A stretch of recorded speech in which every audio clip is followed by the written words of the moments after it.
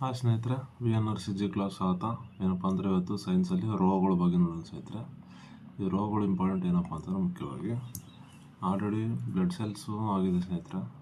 ಏನಪ್ಪ blood cells ಆಗಿದೆ, ರುಜಿ ಆಗಿದೆ, ವಿಟಮಿನ್ಸ್ ಆಗಿದೆ, ಮತ್ತು ಆಮ್ಲಗಳು ಪ್ರತ್ಯಾಮ್ಲಗಳಾಗಿದೆ.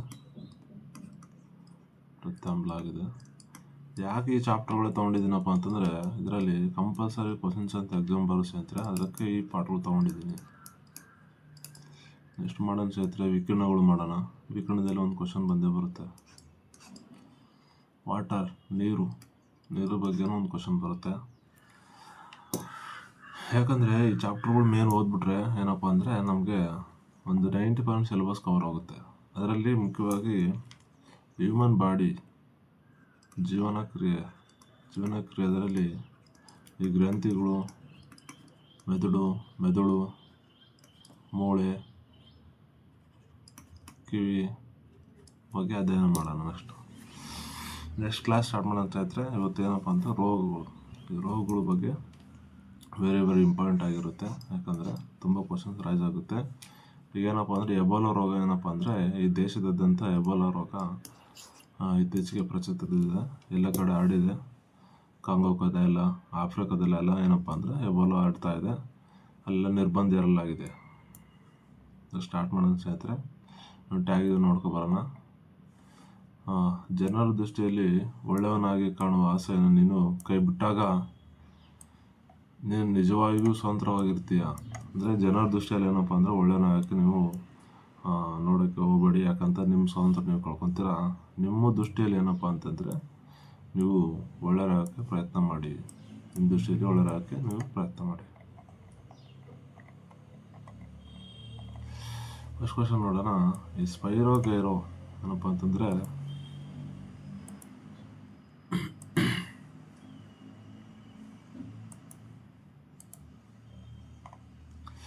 ಈ ಸ್ಪೈರೋಗೈರೋ ಎಂಬುದು ಒಂದು ಡ್ಯಾಶ್ ಅಂತ ಕೇಳಿದ್ದಾರೆ ಸ್ನೇಹಿತರೆ. ಸ್ಪೈರೋಗೈರೋ ಇದೆ ಡ್ಯಾಶ್ ಅಂತ ಕೇಳಿದರೆ ಏನು ಸ್ಪೈರೋಗೈರೋ ಅಂತಂದರೆ ಇದು ಶಿಲೀಂಧ್ರನ ಅಲ್ಲ, ಬ್ಯಾಕ್ಟೀರಿಯಾನ ಅಲ್ಲ, ಆದಿಜೀವಿನ ಅಲ್ಲ.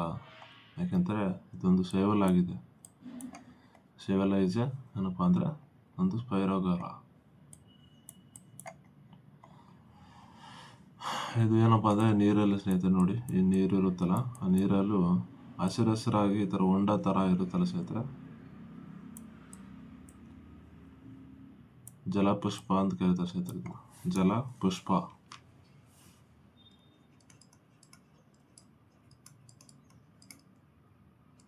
ಜಲಪುಷ್ಪ ಅಂತ ಕರೀತಾರೆ ಈ ಶೈವಾಲ.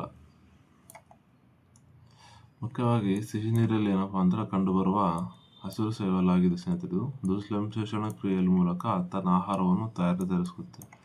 ಈ ಪಾಚಿ ಅಂದ್ರಲ್ಲ ಸ್ನೇಹಿತರೆ, ಈ ಪಾಚಿ ಎಲ್ಲಿರುತ್ತಪ್ಪ ಅಂದರೆ ಸಿಹಿ ನೀರಿನ ಹೊಂಡದಲ್ಲಿ ಏನಪ್ಪ ಅಂದರೆ ಇರುತ್ತೆ. ಕಲುಷಿತ ನೀರಲ್ಲಿ ಏನಪ್ಪ ಅಂದರೆ ಇದು ಇರಲ್ಲ. ಕೇಳಿದ್ರೆ ಎಕ್ಸಾಮ್ಗೆ ಸಿಹಿ ನೀರು ಮತ್ತು ಶುದ್ಧ ವಾತಾವರಣದಲ್ಲಿರುತ್ತೆ. ಏನಪ್ಪ ಅಂದರೆ ಹೊಂಡದಲ್ಲಿ ಶುದ್ಧ ವಾತಾವರಣ ಇರಬೇಕಿತ್ತು. ಸಿಹಿ ನೀರು ಪ್ರದೇಶದಲ್ಲಿ ಮಾತ್ರ ಇರುತ್ತೆ. ಶಿಲೀಂಧ್ರ ಬಗ್ಗೆ ಸ್ವಲ್ಪ ನೋಡೋಣ ಸ್ನೇಹಿತರೆ. ಇಲ್ಲಿ ಏನಪ್ಪ ಅಂದರೆ ಇದರಲ್ಲಿ ಪತ್ರಹರಿತ ಏನಪ್ಪ ಅಂದರೆ ತನ್ನ ಆಹಾರವನ್ನು ತಾವು ತಯಾರಿಸ್ಕೊಳ್ಳುವ ಕ್ಲೋರೋಫಿಲ್ ಪತ್ರಹರಿತದಲ್ಲಿ ಇರೋದಿಲ್ಲ. ಎದರಲ್ಲಪ್ಪ ಅಂದರೆ ಶಿಲೀಂಧ್ರದಲ್ಲಿ ಸ್ವಂತ ಆಹಾರವನ್ನು ಏನಪ್ಪ ಅಂದರೆ ಅದನ್ನು ಸ್ವಂತ ಆಹಾರವನ್ನು ತಯಾರಿಸ್ಕೊಳ್ಳಲಿವು. ಏನಪ್ಪ ಅಂದರೆ ಕೊಳುತ್ತಿರುವ ಬೇರೆ ವಸ್ತುಗಳು ಏನಪ್ಪ ಅಂದರೆ ಸತ್ತ ಜೀವಿಗಳು ಕೊಳುತ್ತಿರುವ ವಸ್ತುಗಳ ಮೇಲೆ ಅವಲಂಬಿತವಾಗಿರ್ತವೆ ಶಿಲೀಂಧ್ರಗಳು. ಈ ಥರ ಏನಪ್ಪ ಒಂದು ಪ್ರಾಣಿ ಸತ್ತಿದ್ರೆ ಸುತ್ತ ಏನಪ್ಪ ಅಂದ್ರೆ ಬ್ಲಾಕ್ ಆಗಿ ಹುಳುಗಳು ಬೀಳ್ತಾವಲ್ಲ ಸ್ನೇಹಿತರೆ, ಅದೇ ಫಂಗೈ ಅಂತ ಕರೀತಾರೆ. ಫಂಗೈ ಡೇಂಜರಸ್ ಏನಪ್ಪ ಅಂದರೆ ನಮಗೆ ವೈರಸ್ ಆಗಿದೆ ಸ್ನೇಹಿತರೆ. ಯಾಕಂದರೆ ಇದರಿಂದ ಏನಪ್ಪ ಅಂದರೆ ನಮಗೆ ಫಂಗಸಲ್ಲಿ ತುಂಬ ಡಿಫ್ರೆನ್ಸ್ ಇದೆ. ಏನಪ್ಪ ನಮ್ಮಲ್ಲಿ ನೋಡೋಣ ಯಾವ ಡಿಫ್ರೆನ್ಸ್ ಇದೆ ಅಂತ. White fungus, black fungus, blue fungus ಅಂತ ತುಂಬ ಇದ್ದಾವೆ. ಕೋಶ ಭಿತ್ತಿ ಬಂದ್ಬಿಟ್ಟು ಏನಪ್ಪ ಅಂದರೆ ಜೀವಕೋಶ ಗೋಡೆ ಮೇಲೆ ಕೈಟಿನ್ ಎಂಬ ವಸ್ತುವಿನಿಂದ ಮಾಡಲ್ಪಟ್ಟಿದೆ. ಏನಪ್ಪ ಅಂದರೆ ಈ ಫಂಗೈ ಏನಪ್ಪ ಅಂತಂದರೆ ಕೈಟಿನ್ ಎಂಬ ವಸ್ತುವಿನಿಂದ ಮಾಡಲ್ಪಟ್ಟಿದೆ. ಮುಖ್ಯ ಉದಾಹರಣೆ ಅಣಬೆ, ಬ್ರೆಡ್ ಬೂಸ್ಟು, ಈಸ್ಟು, ಅಣಬೆ, ಬ್ರೆಡ್ ಬೂಸ್ಟು ಮತ್ತು ಈಸ್ಟ್ ಆಗಿದೆ ಸ್ನೇಹಿತರೆ. ಶೈವಾಲ್ ನೋಡೋಣ. ಶೈವಾಲ್ ಮುಖ್ಯವಾಗಿ ಹಸಿರು ಸಸ್ಯಗಳಂತೆ ಹರಿತನ್ನು ಹೊಂದಿರ್ತದೆ ಸ್ನೇಹಿತರೆ. ಸೂರ್ಯನ ಬೆಳಕನ್ನು ಏನಪ್ಪ ಅಂದರೆ ತಮ್ಮ ಆಹಾರವನ್ನು ತಾವೇ ತಯಾರಿಸ್ಕೊಳ್ತವೆ. ಸಪೋಷಕಗಳು ಅಂತ ಕರೀತಾರೆ. ಸಪೋಷಕಗಳು ಪಂಗೆ ಬಂದ್ಬಿಟ್ಟು ಪರಪೋಷಕ ಆಗಿರುತ್ತೆ. ಹೆಚ್ಚಾಗಿ ನೀರು ಮತ್ತು ತೇವಾಂಶದಿಂದ ಕೂಡಿರುತ್ತವೆ ಶೈವಾಲುಗಳು. ಉದಾಹರಣೆ ಸ್ಪೈರೋಗೆರ ಕೇಳ್ತಾರೆ ಎಕ್ಸಾಂಪಲ್. ಉದಾಹರಣೆ ಯಾವುದಾದಿದೆ ಸ್ಪೈರೋ ಯಾವುದಪ್ಪ ಶೈವಾಲುಗಳು ಉದಾಹರಣೆ ಅಂತ ಎಕ್ಸಾಮ್ ಕೇಳ್ತಾರೆ ಸ್ನೇಹಿತರೆ. ಇದು ಇಂಪಾರ್ಟೆಂಟು. ಸ್ಪೈರೋಗೆರೋ, ಕ್ಲೈಮೋಡೋಮಸ್ ಮತ್ತು ಸಮುದ್ರ ಕಳೆಗಳು ಅಂತ ಏನಾಗಿದ್ದಾವೆ ನೆಕ್ಸ್ಟ್ ಹೇಳ್ತೀನಿ. ಬ್ಯಾಕ್ಟೀರಿಯಾದಲ್ಲಿ ಅತಿ ಸರಳವಾದ ಕಣ್ಣಿಗೆ ಕಾಣಿಸದ ಏಕಕೋಶೀಯ ಸೂಕ್ಷ್ಮಜೀವಿ. ಬ್ಯಾಕ್ಟೀರಿಯಾ ಏನಪ್ಪ ಅಂದರೆ ಅತಿ ಸರಳವಾದ ಕಣ್ಣಿಗೆ ಕಾಣಿಸದ ಸೂಕ್ಷ್ಮಜೀವಿ ಆಗಿದೆ ಬ್ಯಾಕ್ಟೀರಿಯಾ. ಇದರಲ್ಲಿ ಮುಖ್ಯವಾಗಿ ಪ್ರೊಕಾರ್ಯೋಟ್ ಏನಪ್ಪ ಅಂದರೆ ಜೀವಿಗಳಾಗಿವೆ. ಅದರಲ್ಲಿ ಜೀವಕೋಶಗಳಲ್ಲಿ ಸ್ಪಷ್ಟವಾದ ನ್ಯೂಕ್ಲಿಯಸ್ ಇರುವುದಿಲ್ಲ ಸ್ನೇಹಿತರೆ. ಸ್ಪಷ್ಟವಾದ ನ್ಯೂಕ್ಲಿಯಸ್ ಇರುವುದಿಲ್ಲ.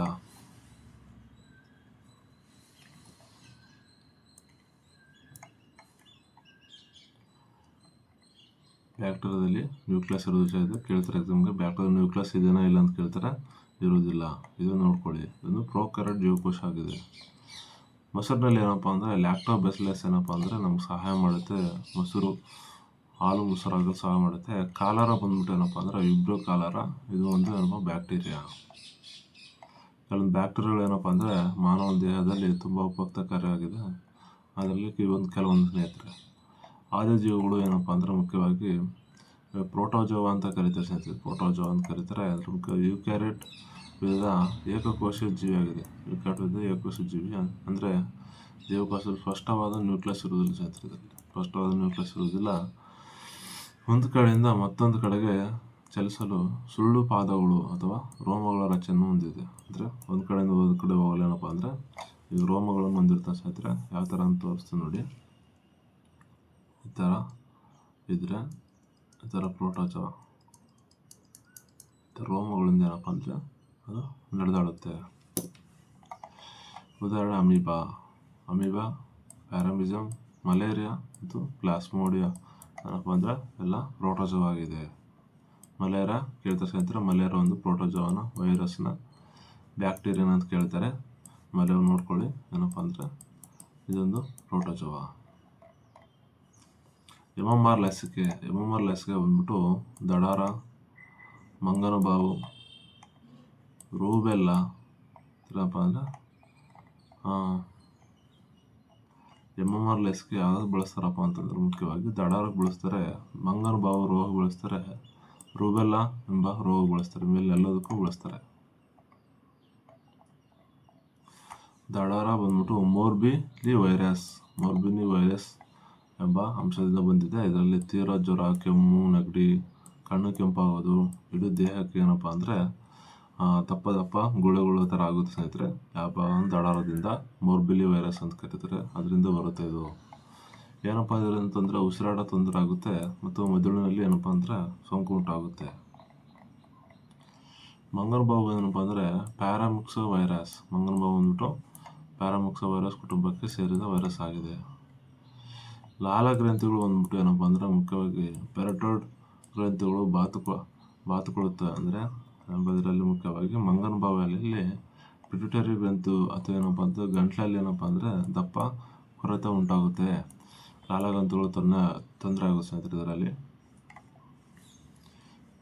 ಕೆನ್ನೆಯ ಭಾಗದ ಏನಪ್ಪ ಅಂದರೆ ಪೆರಟೋಯ್ಡ್ ಗ್ರಂಥಿಗಳು ಬಾತ್ಕೊಂಡು ಇದರಲ್ಲಿ ಗಲ್ಲು ಮತ್ತು ಕೆನ್ನೆ ಊತ ಕಂಡುಬರುತ್ತೆ ಸ್ನೇಹಿತರೆ. ಈ ಥರ ಗಂಟ್ಲ ಹತ್ರ ಊತ ಕಂಡುಬರುತ್ತೆ. ಹದಿಹರೆಯದ ಮತ್ತು ವಯಸ್ಕರಲ್ಲಿ ಸಂತಾನೋತ್ಪತ್ತಿ ಅಂಗಗಳ ಉರಿತಕ್ಕೆ ಏನಪ್ಪ ಅಂದರೆ ಕಾರಣ ಆಗುತ್ತೆ. ನೆಕ್ಸ್ಟ್ ರೂಬೆಲ್ಲಾ ನೋಡೋಣ. ರೂಬೆಲ್ಲಾ ಇಸ್ ಎ ಜರ್ಮನ್ ದಡಾರ ಅಂತ ಕರೀತಾರೆ. ಇದನ್ನು ಏನಪ್ಪ ಅಂದರೆ ರೂಬೆಲ್ಲಾ ಜರ್ಮನ್ ದಡಾರ ಅಂತ ಕರೀತಾರೆ. ಇದು ರೂಬೆಲ್ಲಾ ವೈರಸ್ ಅಂತ ಸ್ನೇಹಿತರೆ. ಇದೇನಪ್ಪ ಅಂದರೆ ಒಂದು ಜ್ವರ ಆಗಿದೆ. ಇದು ಜ್ವರ ದದ್ದು ಆಗಿದೆ. ಗರ್ಭಿಣಿಯರಿಗೆ ಸೋಂಕು ತಗುಲಿದರೆ ಹುಟ್ಟುವ ಮಗುವಿನಲ್ಲಿ ತೀವ್ರ ಅಂಗವೈಕಲ್ಯ ಉಂಟಾಗುತ್ತೆ. ಗರ್ಭಿಣಿಯರಿಗೆ ಸೋಂಕು ತಗುಲಿದರೆ ಹುಟ್ಟುವ ಮಗುವಿನಲ್ಲಿ ಏನಪ್ಪ ಅಂದರೆ ತೀವ್ರ ಅಂಗವೈಕಲ್ಯ ಉಂಟಾಗುತ್ತೆ ಸ್ನೇಹಿತರೆ. H1N1 ಏನಪ್ಪ ಅಂದರೆ ಯಾವ ವೈರಸ್ ಉಂಟಾಗಿದೆ ಸ್ನೇಹಿತರೆ. H1N1 ಇದು ಮುಖ್ಯವಾಗಿ ಅಕ್ಕಿ ಜ್ವರ, ಕೋಳಿ ಜ್ವರ ಮತ್ತು ಹಂದಿ ಜ್ವರ. ಹಂದಿ ಜ್ವರ ಸಂಬಂಧಪಟ್ಟಾಗ H1 ಏನಪ್ಪ ಅಂದರೆ N1 ಆಗಿದೆ ಸ್ನೇಹಿತರೆ. ಇದರಲ್ಲಿ H5 N1 ಬರೋ ಸ್ನೇಹಿತರೆ. H5 ಅಂದರೆ ಪಕ್ಷಿಗಳಿಂದ ಬರೋದಾಗಿದೆ ಸ್ನೇಹಿತರೆ. ಯಾಕಂದರೆ ಪಕ್ಷಿಗೆ 2 ಕಾಲಿರುತ್ತೆ, 2 ರೆಕ್ಕೆ ಇರುತ್ತೆ. ಒಂದು ಏನಪ್ಪ ಅಂದರೆ ಟೋಟಲ್ 5 ಏನಪ್ಪ ಅಂದರೆ ಪಕ್ಷಿಯಿಂದ ಬರೋದು H5N1. ಇದು 1 ಬಂದ್ಬಿಟ್ಟು ಹಂದಿ ಸ್ನೇಹಿತರೆ. ಹಂದಿ ಜ್ವರ ಸ್ವಿನ್ ಫ್ಲೂ ಅಂತಲೂ ಕರೀತಾರೆ ಇದನ್ನು. ಹಂದಿ ಜ್ವರಕ್ಕೆ ಸ್ವಿನ್ ಫ್ಲೂ. H1 ಬಂದ್ಬಿಟ್ಟು ಏನಪ್ಪ ಸ್ವಿನ್ ಫ್ಲೂ ಅಂತ ಕರೀತಾರೆ. H1 ಬಂದ್ಬಿಟ್ಟು ಹಕ್ಕಿ ಜ್ವರ, ಪಕ್ಷಿ ಅಥವಾ ಹಕ್ಕಿ ಜ್ವರ ಅಂತ ಕರೀತಾರೆ. ಪಕ್ಷಿಗೆ ಏನಪ್ಪ ಅಂದರೆ 2 ಕಾಲು. ಸುಮ್ಮನೆ ನಮಗೆ ಟ್ರಿಕ್ಸ್ ಏನಪ್ಪ ಅಂತಂದರೆ ಪಕ್ಷಿಗೆ 2 ಕಾಲು ಇರುತ್ತೆ, 2 ರೆಕ್ಕೆ ಇರುತ್ತೆ, ಟೋಟಲ್ 4 ಆಯಿತು. ತಲೆ ಸೇರಿ 5 ಆಗುತ್ತೆ. H ಬಂದ್ಬಿಟ್ಟು ಹೆಮಟೋಗ್ಲುಟಿನ್ ಮತ್ತು N ಬಂದ್ಬಿಟ್ಟು ನ್ಯೂರೋಮಿಡಾಸ್ ಎಂಬ ಪ್ರೋಟೀನ್ ಸೂಚಿಸುತ್ತೆ ಸ್ನೇಹಿತರೆ. ಇದು ಹೆಮಟೋಗ್ಲೋಬಿನ್ ಮತ್ತು ನ್ಯೂರೋಮಿಡಿಸ್ ಎಂಬ ಪ್ರೋಟೀನ್ ಅಂಶದಿಂದ ಸೂಚಿಸುತ್ತೆ. ಹಕ್ಕಿ ಜ್ವರ ಬಂದ್ಬಿಟ್ಟು ಏನಪ್ಪ ಮುಖ್ಯವಾಗಿ ಇದರಲ್ಲಿ H5 ಅಥವಾ H7N9 ಎಂಬ ಇನ್ಫ್ಲುಯೆಂಜಾ A ವೈರಸ್ನಿಂದ ಬರುತ್ತೆ ಸ್ನೇಹಿತರೆ. ಇದು ಇನ್ಫ್ಲುಯೆಂಜಾ A ವೈರಸ್ನಿಂದ ಬರುತ್ತೆ. ಪ್ರಮುಖ ಪಕ್ಷಿಗಳು ಕೋಳಿಗಳ ಮೂಲಕ ಹರಡುತ್ತೆ ಸ್ನೇಹಿತರೆ. ಇದರಲ್ಲಿ ಏನಪ್ಪ ಅಂದರೆ ಪ್ರಮುಖ ಪಕ್ಷಿಗಳು ಅಥವಾ ಕೋಳಿಗಳು ಹರಡುತ್ತೆ. ಮುಖ್ಯವಾಗಿ ಇದು H1 ಮತ್ತು N9 ಕೂಡ ಏನಪ್ಪ ಅಂದರೆ ಇನ್ಫ್ಲುಯೆಂಜಾ A ವೈರಸ್ ಆಗಿದೆ. ಇದು ವೆರಿ ಇಂಪಾರ್ಟೆಂಟು. ಯಾವ ವೈರಸ್ ಕೇಳ್ತಾರೆ? Influenza A virus. ಕೋಳಿ ಜ್ವರ ಬಗ್ಗೆ ನೋಡೋಣ. ಕೋಳಿ ಚಿಕನ್ ಫ್ಲೂ ಅಂತ ಕರೀತಾರೆ. ಮುಖ್ಯವಾಗಿ ಕೂಡು ಹಕ್ಕಿ ಜ್ವರ ಅಥವಾ ಇನ್ನೊಂದು ಸಾಮಾನ್ಯ ರೂಪ ಆಗಿದೆ. ಇದರಲ್ಲಿ ಮುಖ್ಯವಾಗಿ ಕೋಳಿ ಸಾಗಾಣಿಕೆ ಕೇಂದ್ರಗಳಲ್ಲಿ ಹಕ್ಕಿ ಜ್ವರ ತೀವ್ರ ಸ್ವರೂಪದಲ್ಲಿ ಇರುತ್ತೆ ಸ್ನೇಹಿತರೆ. ಇದರಲ್ಲಿ H5 ಅಥವಾ H7 ಏನಪ್ಪ ಅಂದ್ರೆ ಉಪ ರೋಗಗಳಿದ್ದಾವೆ. ಹಂದಿ ಜ್ವರ ನೋಡೋಣ ಸ್ನೇಹಿತರೆ. ಹಂದಿ ಜ್ವರದಲ್ಲಿ ಮುಖ್ಯವಾಗಿ H1 ಇನ್ಫ್ಲುಯೆಂಜಾ ವೈರಸ್ ಇದೆ. H1 ಇನ್ಫ್ಲುಯೆಂಜಾ ವೈರಸ್ ಮುಖ್ಯವಾಗಿ ಕಂಡುಬರುತ್ತೆ. ಉಸಿರಾಟ ಏನಪ್ಪ ಅಂದರೆ ಮನುಷ್ಯನ ಉಸಿರಾಡಲು ಏನಪ್ಪ ಅಂದರೆ ಹಾನಿ ಉಂಟು ಮಾಡುತ್ತಿದ್ದು ಹಂದಿ ಜ್ವರ. ಲೈಂಗಿಕವಾಗಿ ಹರಡುವ ರೋಗಗಳು ಯಾವುದು ಅಂತ ಕೇಳಿದ್ದಾರೆ ಮುಖ್ಯವಾಗಿ ಸ್ನೇಹಿತರೆ. ಇದರಲ್ಲಿ ಸಿಫಿಲಿಸ್ ಒಂದಿದೆ, ಕೊನೇರಿಯಾ, ಆರ್ಪಿಸ್ 3 ಏನಪ್ಪ ಅಂದರೆ ಲೈಂಗಿಕ ಹರಡುತ್ತೆ. ಕ್ಯಾನ್ಸರ್ ಬಂದ್ಬಿಟ್ಟು ಲೈಂಗಿಕವಾಗಿ ಹರಡೋದಿಲ್ಲ ಸ್ನೇಹಿತರೆ.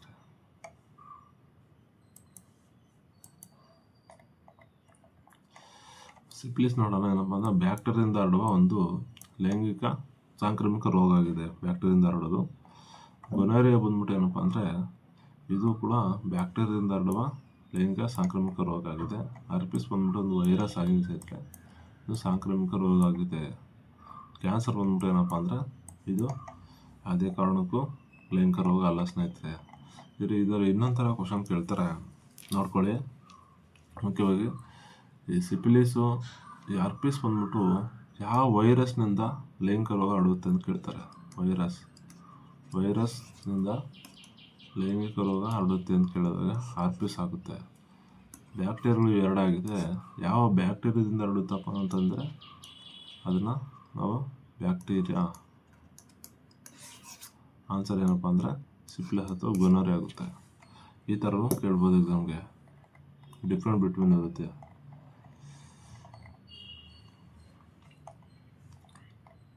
ಸಿಫಿಲಿಸ್ ಬಂದ್ಬಿಟ್ಟು ಏನಪ್ಪ ಅಂದರೆ ಟ್ರೈಪನೋಸೋಮಾ ಪಾಲಿಡಮ್ ಎಂಬ ಬ್ಯಾಕ್ಟೀರಿಯಾದಿಂದ ಬರುವ ರೋಗ ಆಗುತ್ತೆ ಸ್ನೇಹಿತರೆ. ಇದರಲ್ಲಿ ಲೈಂಗಿಕ ಸಂಪರ್ಕ 1ರಿಂದ ಬರುತ್ತೆ. ಇದು ಜನಾಂಗ ಮೂಳೆ ಏನಪ್ಪ ಅಂದರೆ ನೋವಿಲ್ಲದ ಹುಣ್ಣುಗಳು ಉಂಟಾಗುವ ಸ್ನೇಹಿತರೆ. ಚರ್ಮದ ಮೇಲೆ ದದ್ದುಗಳು ಕಾಣಿಸ್ಕೊಳ್ತವೆ. ಹುಣ್ಣೆಲ್ಲ ಸ್ನೇಹಿತರೆ ದಪ್ಪ ಆಗುತ್ತಲ್ಲ, ಈ ಹುಣ್ಣುಗಳು ಕಾಣಿಸ್ಕೊಳ್ತವೆ. ಗೊನೋರಿಯಾ ಬಂದ್ಬಿಟ್ಟು ಏನಪ್ಪ ಅಂದರೆ ನಿಸೇರಿಯಾ ಗೊನೋರಿಯಾ ಎಂಬ ಬ್ಯಾಕ್ಟೀರಿಯಿಂದ ಏನಪ್ಪ ಅಂದರೆ ಇದು ಹರಡುತ್ತೆ ಸ್ನೇಹಿತರೆ. ನಿಸೇರಿಯಾ ಗೊನೋರಿಯಾ ಎಂಬ ಬ್ಯಾಕ್ಟೀರಿಯಿಂದ ಹರಡುತ್ತೆ.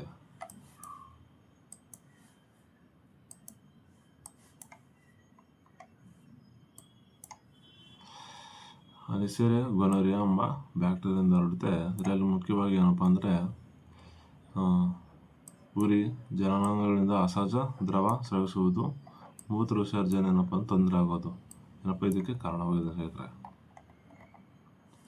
ಕ್ಯಾನ್ಸರ್ ಬಂದ್ಬಿಟ್ಟು ಏನಪ್ಪ ಅಂದರೆ ಲೈಂಗಿಕ ಹರಡೋದಿಲ್ಲ. ಇದು ಮುಖ್ಯವಾಗಿ ಮಾನವನ ದೇಹದಲ್ಲಿ ಆಟೋಮೆಟಿಕ್ ಆಗಿ ಪ್ರಾಬ್ಲಮ್ ಆಗುತ್ತೆ. ವೈರಸ್ನಿಂದ ಏನಪ್ಪ ಅಂದರೆ ನೇರವಾಗಿ ಒಬ್ಬರಿಂದ ಇನ್ನೊಬ್ಬರಿಗೆ ಲೈಂಗಿಕವಾಗಿ ಹರಡೋದಿಲ್ಲ ಸ್ನೇಹಿತರೆ. ಇದು ದೇಹದಲ್ಲಿ ಜೀವಕೋಶಗಳು ಅಸಹಜವಾದ ಏನಪ್ಪ ಅಂದರೆ ಅತಿಯಾಗಿ ನಿಯಂತ್ರಣವಿಲ್ಲದೆ ಬೆಳೆಯೋದ್ರಿಂದ ಏನಪ್ಪ ಅಂದರೆ ಕ್ಯಾನ್ಸರ್ ಉಂಟಾಗುತ್ತೆ. ದೇಹದಲ್ಲಿ ಜೀವಕೋಶಗಳು ಅಸಹಜವಾಗಿ ಅತಿಯಾಗಿ ನಿಯಂತ್ರಣವಿಲ್ಲದೆ ಬೆಳೆಯೋದು. ಕ್ಯಾನ್ಸರ್ ಒಂದು ಸಾಂಕ್ರಾಮಿಕ ರೋಗವಲ್ಲ. ಕೇಳ್ತಾರೆ, ಕ್ಯಾನ್ಸರ್ ಏನಪ್ಪ ಅಂದರೆ ಲೈಂಗಿಕ ರೋಗವಲ್ಲ, ಒಂದು ಸಾಂಕ್ರಾಮಿಕ ರೋಗವಲ್ಲ. ಗರ್ಭಕಂಠದ ಲೇಡೀಸಲ್ಲಿ ಏನಪ್ಪ ಅಂದರೆ ಲೈಂಗಿಕವಾಗಿ ಹರಡಿದ ಲೇಡೀಸಲ್ಲಿ ಮುಖ್ಯವಾಗಿ ಗರ್ಭಕಂಠದ ಕ್ಯಾನ್ಸರ್ ಉಂಟಾಗುವ ಸ್ನೇಹಿತರೆ. ಗರ್ಭದ ಕ್ಯಾನ್ಸರ್ ಏನಪ್ಪ ಅಂದರೆ ಮಕ್ಕಳು ಹುಟ್ಟದೇ ಇರೋದು ಮತ್ತು ಗರ್ಭಕೋಶ ತೊಂದರೆ, ಗರ್ಭಕಂಠ ಕ್ಯಾನ್ಸರ್ ಉಂಟಾಗುತ್ತೆ.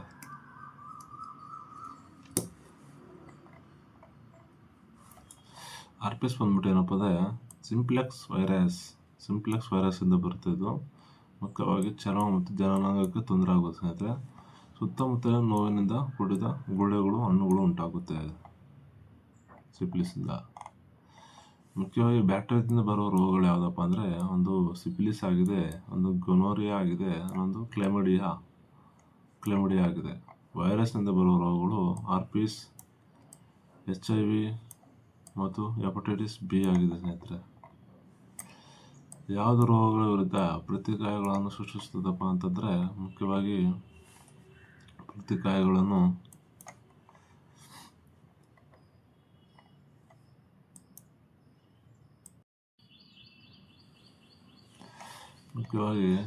ಯಾವ ರೋಗಗಳ ವಿರುದ್ಧ ಪ್ರತಿಕಾಯಗಳನ್ನು ಸೃಷ್ಟಿಸುತ್ತಪ್ಪ ಅಂತಂದರೆ ಇಸಿನೋಫಿಲ್ ಅಲ್ಲ ಸ್ನೇಹಿತರೆ, ಮಾಲಾಜೋಯ್ಟ್ ಅಲ್ಲ, ಏನಪ್ಪ ಅಂದರೆ ಬ್ಯಾಸಫಿಲ್ ಅಲ್ಲ ಸ್ನೇಹಿತರೆ, ಇದು ಲಿಂಫೋಸೈಟ್ ಆಗಿದೆ. ಬ್ಲಡ್ ಸೆಲ್ಸಲ್ಲಿ ಏನಪ್ಪ ಅಂದರೆ ಆಲ್ರೆಡಿ ಹೇಳಿದ್ವಿ ಗ್ರಾನುಲರ್ ಮತ್ತು ಎಗ್ರಾನುಲರ್ ಗುಂಪಲ್ಲಿ ಬರುತ್ತೆ ಸ್ನೇಹಿತರೆ. ಅದು ಎಗ್ರಾನುಲರ್ ಗುಂಪಲ್ಲಿ ಬರುತ್ತೆ.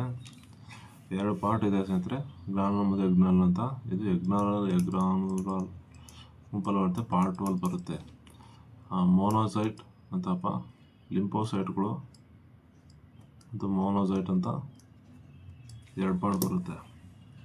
ಅದು ಲಿಂಫೋಸೈಟ್ ಏನಪ್ಪ ಅಂದರೆ ಹಾವು ಕಚ್ಚಿದಾಗ ನಮ್ಗೆ ಏನಪ್ಪ ಅಂದರೆ ತೀವ್ರ ತೊಂದರೆ ಆದಾಗ ನಮಗೆ ಕಾಪಾಡುತ್ತೆ. ಲಿಂಫೋಸೈಟ್ ಬಂದ್ಬಿಟ್ಟು B lymphocyte very important.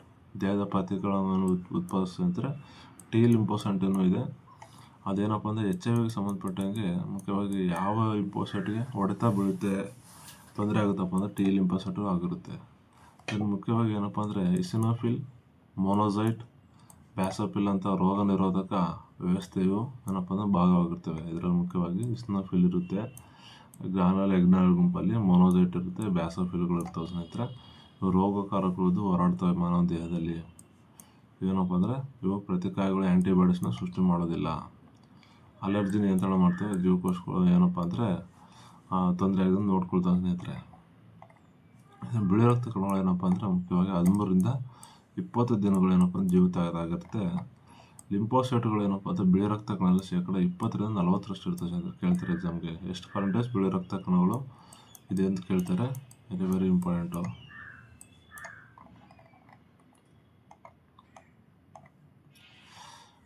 Lymphocyte ಏನಪ್ಪ ಅಂದರೆ ಮುಖ್ಯವಾಗಿ ಪ್ರತಿಕಾಯಗಳ ಸೃಷ್ಟಿಕರ್ತ ಅಂತ ಕರೀತಾರೆ.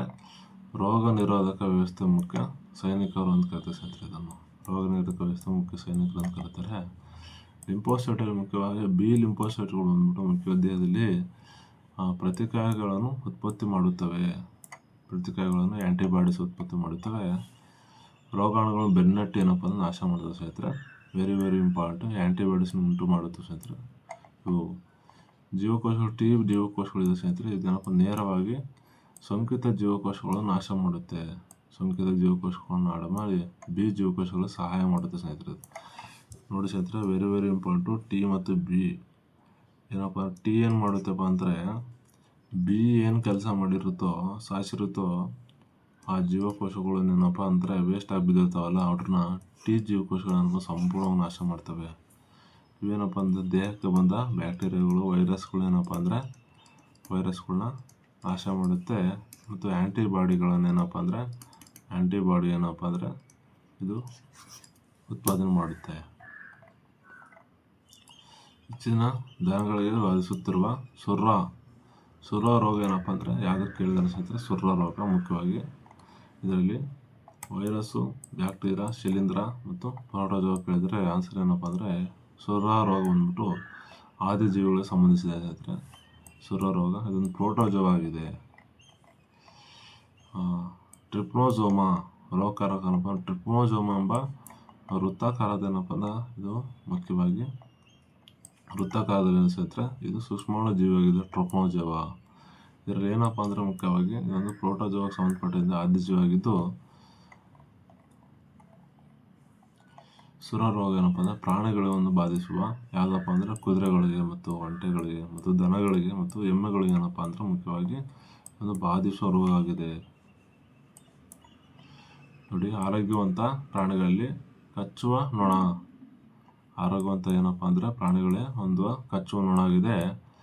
ಟೆಬನಸ್ ನೊಣ ಅಂತ ಕರೆಸ್ತಾರೆ. ರಕ್ತ ಈ ರೋಗದಿಂದ ಏನಪ್ಪ ಅಂದರೆ ಇದು ಬರುತ್ತದೆ. ಟೆಬನಸ್ ನೊಣ ಇಂಪಾರ್ಟೆಂಟ್ ನೋಡಿಸಿ ಅಂದರೆ ಕೇಳ್ತಾರೆ. ಸುರ ರೋಗ ವೆರಿ ವೆರಿ ಇಂಪಾರ್ಟೆಂಟು. ಟೆಬನಸ್ ನೊಣದಿಂದ ಬರುತ್ತೆ ಸ್ನೇಹಿತರೆ. ಇದು ಮಾನವನಿಗೆ ಅದು ಪ್ರಾಣಿಗಳು ಕಚ್ಚುವುದರಿಂದ ಹೆಚ್ಚಾಗಿ ಪ್ರಾಣಿಗಳು ಕಂಡು ಬರುತ್ತೆ.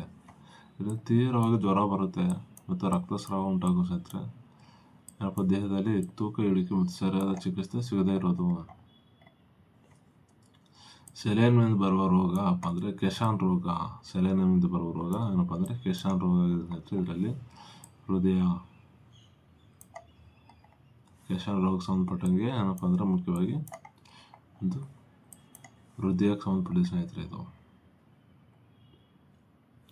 ಕೆಶಾನ್ ರೋಗ. ಕೆಶಾನ್ ರೋಗ ಮುಖ್ಯವಾಗಿ ಸೆಲೆನಿಯಂ ಖನಿಜಾಂಶ ಕೊರತೆಯಿಂದ ಬರುತ್ತೆ ದೇಹದಲ್ಲಿ.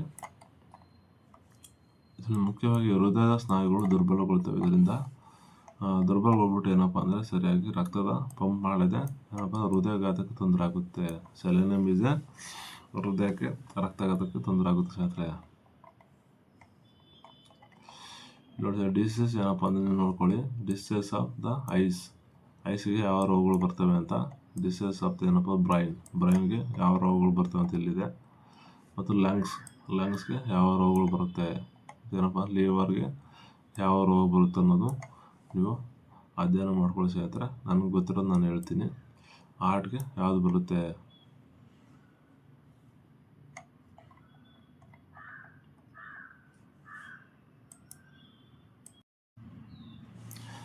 ಮಂಕಿ ಪಾಕ್ಸ್ ಏನಪ್ಪ ಅಂದರೆ ಇದು ಮಂಕಿ ರೋಗಗಳನ್ನು ಕೊರತೆಯಿಂದ ಬರುತ್ತೆ ಸ್ನೇಹಿತರೆ. ಮಂಕಿ ರೋಗ ಯಾವುದರಿಂದ ಬರುತ್ತೆ ಅಂತ ಕೇಳಿದರೆ ಮುಖ್ಯವಾಗಿ ಇಲ್ಲಿ ಅಯೋಡಿನ್, ಕಬ್ಬಿಣ ಮತ್ತು ಕ್ಯಾಲ್ಸಿಯಂ ತಾಮ್ರದಿಂದ ಏನಪ್ಪ ಅಂದರೆ ಮಂಕಿ ರೋಗ ಬರುತ್ತೆ ಸ್ನೇಹಿತರೆ. ಮುಖ್ಯವಾಗಿ ಇದರಲ್ಲಿ ಮಂಕಿ ಪಾಕ್ಸಲ್ಲಿ ಪೌಷ್ಟಿಕಾಂಶ ಕೊರತೆ ಇರುವ ಬರುವ ರೋಗಗಳಾಗಿದೆ ಸ್ನೇಹಿತರೆ. ಮಂಕಿ ಪಾಕ್ಸ್ ಏನಪ್ಪ ಅಂದರೆ ಪೌಷ್ಟಿಕಾಂಶ ರೋಗಗಳು ಇವೆ. ಒಂದೊಂದು ಪಾಯಿಂಟ್ ಇಂಪಾರ್ಟೆಂಟ್ ಆಗುತ್ತೆ ಸ್ನೇಹಿತರೆ. ಯಾಕಂದರೆ ಪೌಷ್ಟಿಕಾಂಶದಿಂದ ಬರೋ ರೋಗ ಆಗಿದೆ. ಅದು ಸಾಂಕ್ರಾಮಿಕ ರೋಗ ಆಗಿದೆ ಸ್ನೇಹಿತರೆ. ಇದೊಂದು ಏನಪ್ಪ ಅಂದರೆ ಸಾಂಕ್ರಾಮಿಕ ರೋಗ ಆಗಿದೆ. ಮುಖ್ಯವಾಗಿ ಅಯೋಡಿನ್ ಮತ್ತು ಕಬ್ಬಿಣ ಸಾಮಾನ್ಯವಾಗಿ ರೋಗಕ್ಕೆ ಸಂಬಂಧಿಸಿಲ್ಲ. ಮಂಕಿ ಪಾಕ್ಸ್ ಬಂದ್ಬಿಟ್ಟು ಏನಪ್ಪ ಅಂದರೆ ಮುಖ್ಯನ ವೈರಸ್ಸಿಂದ ಬರೋ ರೋಗ ಇದೆ. ಅದೊಂದು ಸಿಡುಬಿನ ರೋಗ ಆಗಿದೆ ಸ್ನೇಹಿತರೆ. ಮುಖ್ಯವಾಗಿ ಮಂಕಿ ಪಾಕ್ಸಲ್ಲಿ ಮುಖ್ಯವಾಗಿ ಕ್ಯಾಸನೂರು ಕಾಡಿನ ಕಾಯಿಲೆ ಅಂತಲೂ ಕರೀತಾರೆ. ಇದಕ್ಕೆ ಏನಪ್ಪ ಮಂಕಿ ಪಾಕ್ಸ್ KFD ಅಂದರೆ ಕ್ಯಾಸನೂರು ಕಾಡಿನಿಂದ ಬಂದಿರೋ ಕಾಯಿಲೆ ಆಗಿದೆ ಸ್ನೇಹಿತರೆ. ಇದು ಉಣ್ಣೆ ಮತ್ತು ಕಡಿತದಿಂದ ಹರಡುವ ರೋಗಗಳಾಗಿದೆ. ಉಣ್ಣೆ ಕಡಿತದಿಂದ ಬರುವ ಏನಪ್ಪ ಅಂದರೆ ರೋಗಗಳಾಗಿದೆ.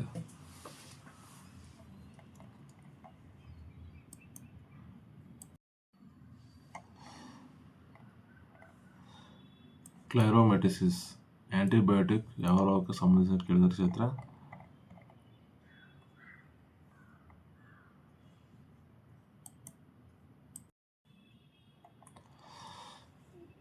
ಕ್ಲೋರೋಮೈಟಿಸಿನ್ ಆಂಟಿಬಯೋಟಿಕ್ ಯಾವ ರೋಗಕ್ಕೆ ಸಂಬಂಧಿಸಿದಂತೆ ಟೈಫಾಯ್ಡ್ಗೆ ಸಂಬಂಧಿಸಿದ ಇದು. ಮುಖ್ಯವಾಗಿ ಕ್ಲೋರೋಮೈಟಿಸ್ ಬಂದ್ಬಿಟ್ಟು ಒಂದು ಪ್ರಬಲವಾದ ಪ್ರತಿಜೀವಕವಾಗಿದೆ. ಇದರಲ್ಲಿ ಟೈಫಾಯ್ಡ್ ಜ್ವರ ಮತ್ತು ಗಂಭೀರ ಬ್ಯಾಕ್ಟೀರಿಯಾಗಳು ಸೋಂಕು ಚಿಕಿತ್ಸೆ ಏನಪ್ಪ ಅಂದರೆ ಬಳಲ್ತಿರೋ ಸ್ನೇಹಿತರೆ. ಏನಪ್ಪ ಅಂದರೆ ಗಂಭೀರ ಬ್ಯಾಕ್ಟೀರಿಯಾಗಳು ಸೋಂಕು ಚಿಕಿತ್ಸೆಯಲ್ಲಿ ಬಳಲಾಗುತ್ತೆ. ಬ್ಯಾಕ್ಟೀರಿಯಾ ಬೆಳವಣಿಗೆ ಏನಪ್ಪ ಅಂದರೆ ಮುಖ್ಯ ಕಾರಣವಾಗಿದೆ ಸ್ನೇಹಿತರೆ. ಇದು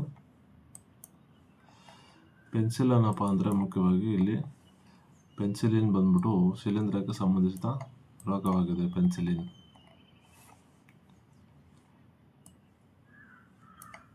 ಪೆನ್ಸಿಲಿನ್ ನೊಟಿಟಮ್ ಎಂಬ ಏನಪ್ಪ ಅಂದರೆ ಶಿಲೀಂಧ್ರದಿಂದ ಏನಪ್ಪ ಅಂದರೆ ನಮ್ಮ ಪೆನ್ಸಿಲಿನ್ ಎಂಬ ರೋಗವನ್ನು ಏನಪ್ಪ ಅಂದರೆ ಗುಣಪಡಿಸಲು ಏನಪ್ಪ ಅಲೆಕ್ಸಾಂಡರ್ ಫ್ಲೆಮಿಂಗ್ ಏನಪ್ಪ ಅಂದರೆ 1928ರಲ್ಲಿ ಏನಪ್ಪ ಅಂದರೆ ಸ್ಥಾಪನೆ ಮಾಡ್ತಾರೆ ಸ್ನೇಹಿತರೆ. ಅಂದರೆ ಕಂಡುಹಿಡಿತಾರೆ ಯಾವ್ದರಿಂದ ಬರುತ್ತಿದ್ದು ಪೆನ್ಸಿಲಿನ್ ಶಿಲೀಂಧ್ರದಿಂದ ತಯಾರು ಮಾಡ್ತಾರೆ ಸ್ನೇಹಿತರೆ. ಅಲೆಕ್ಸಾಂಡರ್ ಫ್ಲೆಮಿಂಗ್ ಕಂಡುಹಿಡಿದಿರೋದು. ಕೇಳ್ತಾರೆ ಯಾರು ಕಂಡುಹಿಡಿದ್ರು ಅಂತ. ನೆಕ್ಸ್ಟ್ ಬಂದ್ಬಿಟ್ಟು ಇಂಟರ್ಫೆರಾನ್ಗಳು ಏನಪ್ಪ ಅಂದರೆ ಯಾವುದಕ್ಕೆ ಸಂಬಂಧಪಟ್ಟಿದೆ? ಇಂಟರ್ಫೆರಾನ್ಸ್ ಬಂದ್ಬಿಟ್ಟು ಏನಪ್ಪ ಅಂದರೆ ಈ ವೈರಸ್ಗೆ ಸಂಬಂಧಿಸಿದ ಏನಪ್ಪ ಅಂದರೆ ರೋಗ ಆಗಿದೆ ಸ್ನೇಹಿತರೆ. ಇದು ಇಂಟರ್ಫೆರಾನ್ಗಳು ಮುಖ್ಯವಾಗಿ ಏನಪ್ಪ ಅಂದರೆ ವೈರಸ್ಗಳು ದಾಳಿಗೊಳಗಾದಾಗ ಬಿಡುಗಡೆ ಮಾಡುವ ಪ್ರೋಟೀನ್ ಸೈಟೋಕಿನಿನ್ ಆಗಿದೆ ಸ್ನೇಹಿತರೆ. ಅದು ಮಾನವ ದೇಹದಲ್ಲಿ ಏನಪ್ಪ ಅಂದರೆ ವೈರಸ್ನಿಂದ ಏನಪ್ಪ ಅಂದರೆ ದಾಳಿಗೊಳಗಾದಾಗ ಅಲ್ಲಿನ ಪ್ರೋಟೀನ್ ಸೈಟೋಕಿನಿನ್ ಎಂಬ ಅಂಶ ಏನಪ್ಪ ಅಂದರೆ ವಿರೋಧ ಹೊರಡುತ್ತೆ. ಇದು ಇಂಟರ್ಫೆರೆನ್ಸ್ ಆಗಿದೆ ಸ್ನೇಹಿತರೆ. ಕಾರ್ಯಗಳು ಬಂದ್ಬಿಟ್ಟು ಮುಖ್ಯವಾಗಿ ವೈರಾಣುಗಳು ಹರಡದಂತೆ ಏನಪ್ಪ ರಕ್ಷಣಾ ವ್ಯವಸ್ಥೆಯನ್ನು ಉದ್ದೀಪಿಸುತ್ತೆ ಸ್ನೇಹಿತರೆ. ಇದು ವೈರಾಣು ವಿರೋಧಿ ಆ್ಯಂಟಿ ವೈರಲ್ ಎಂದು ಕರೀತಾರೆ. ಪೊಯರಿಯಾ ಮತ್ತು ಪಾರಿಯೋಡೆಂಟಿಸ್ ಎಂಬ ಯಾವ ಭಾಗಕ್ಕೆ ಸಂಬಂಧಿಸಿದೆ? ಒಸಡು ಸ್ನೇಹಿತರೆ. ಪೊಯರಿಯಾ ಬಂದ್ಬಿಟ್ಟು ಏನಪ್ಪ ಅಂದರೆ ಮುಖ್ಯವಾಗಿ ಒಸಡು ರೋಗಕ್ಕೆ ಸಂಬಂಧಿಸಿದೆ. ಹಲ್ಲುಗಳೇನಪ್ಪ ಸುತ್ತಲೂ ಅಂಗಾಂಶ ವಿಶೇಷವಾಗಿ ಬೆಳ್ಕೊಳ್ಳೋ ಸ್ನೇಹಿತರೆ. ಇದರಿಂದ ಒಸಡು ರೋಗ ಉಂಟಾಗುತ್ತೆ. ಅತಿಯಾದ ರಕ್ತಸ್ರಾವನಪ್ಪ ಬಾಯಲ್ಲಿ ಕಂಡು ಬರುತ್ತೆ ಸ್ನೇಹಿತರೆ. ಇದು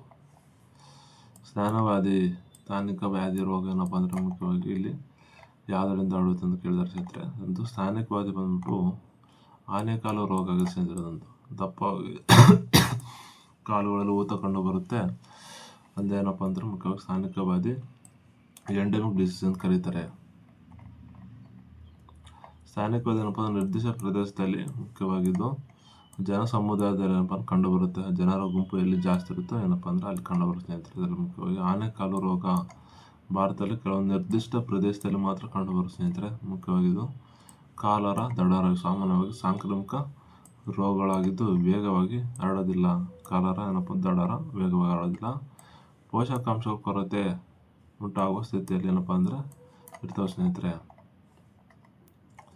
ಬ್ಯಾಕ್ಟೀರಿಯಾಗಳಿಗೆ ಸೋಂಕು ತರುವ ನಂಜು ಏನಪ್ಪ ಅಂದ್ರೆ ಮುಖ್ಯವಾಗಿ ಚಾಲ್ಕೋಫೆನ್. ಬ್ಯಾಕ್ಟೀರಿಯಾಗಳಿಗೆ ಸೋಂಕು ತರುವ ನಂಜು ಏನಪ್ಪ ಅಂದರೆ ಚಾಲ್ಕೋಫೆನ್ ಅಂತ ಕರೀತಾರೆ ಸ್ನೇಹಿತರೆ. ಮುಖ್ಯವಾಗಿ HIV ಇಂದ ಬರುವ ರೋಗ ಆಗಿದೆ. ಚಾಲ್ಕೋಫೆನ್ ಇದೆ HIV ಇಂದ ಬರುವ ರೋಗ ಆಗಿದೆ. ಎಬೋಲಾ ಒಂದು ವೈರಸ್ ಆಗಿದೆ ಸ್ನೇಹಿತರೆ. ಇದು ಮುಖ್ಯ ಉಚ್ಚಿನ ಕಡಿತದಿಂದ ರೇಬಿಸ್ ರೋಗ ಉಂಟಾಗುತ್ತೆ. ಉಚ್ಚಿನ ಕಡಿತ ಏನಪ್ಪ ಅಂದರೆ ರೇಬಿಸ್ ರೋಗ ಉಂಟಾಗುತ್ತೆ ಸ್ನೇಹಿತರೆ. ಇದು ಮೆದುಳಿಗೆ ಏನಪ್ಪ ಅಂದ್ರೆ ಪರಿಣಾಮ ಬೀರುತ್ತೆ.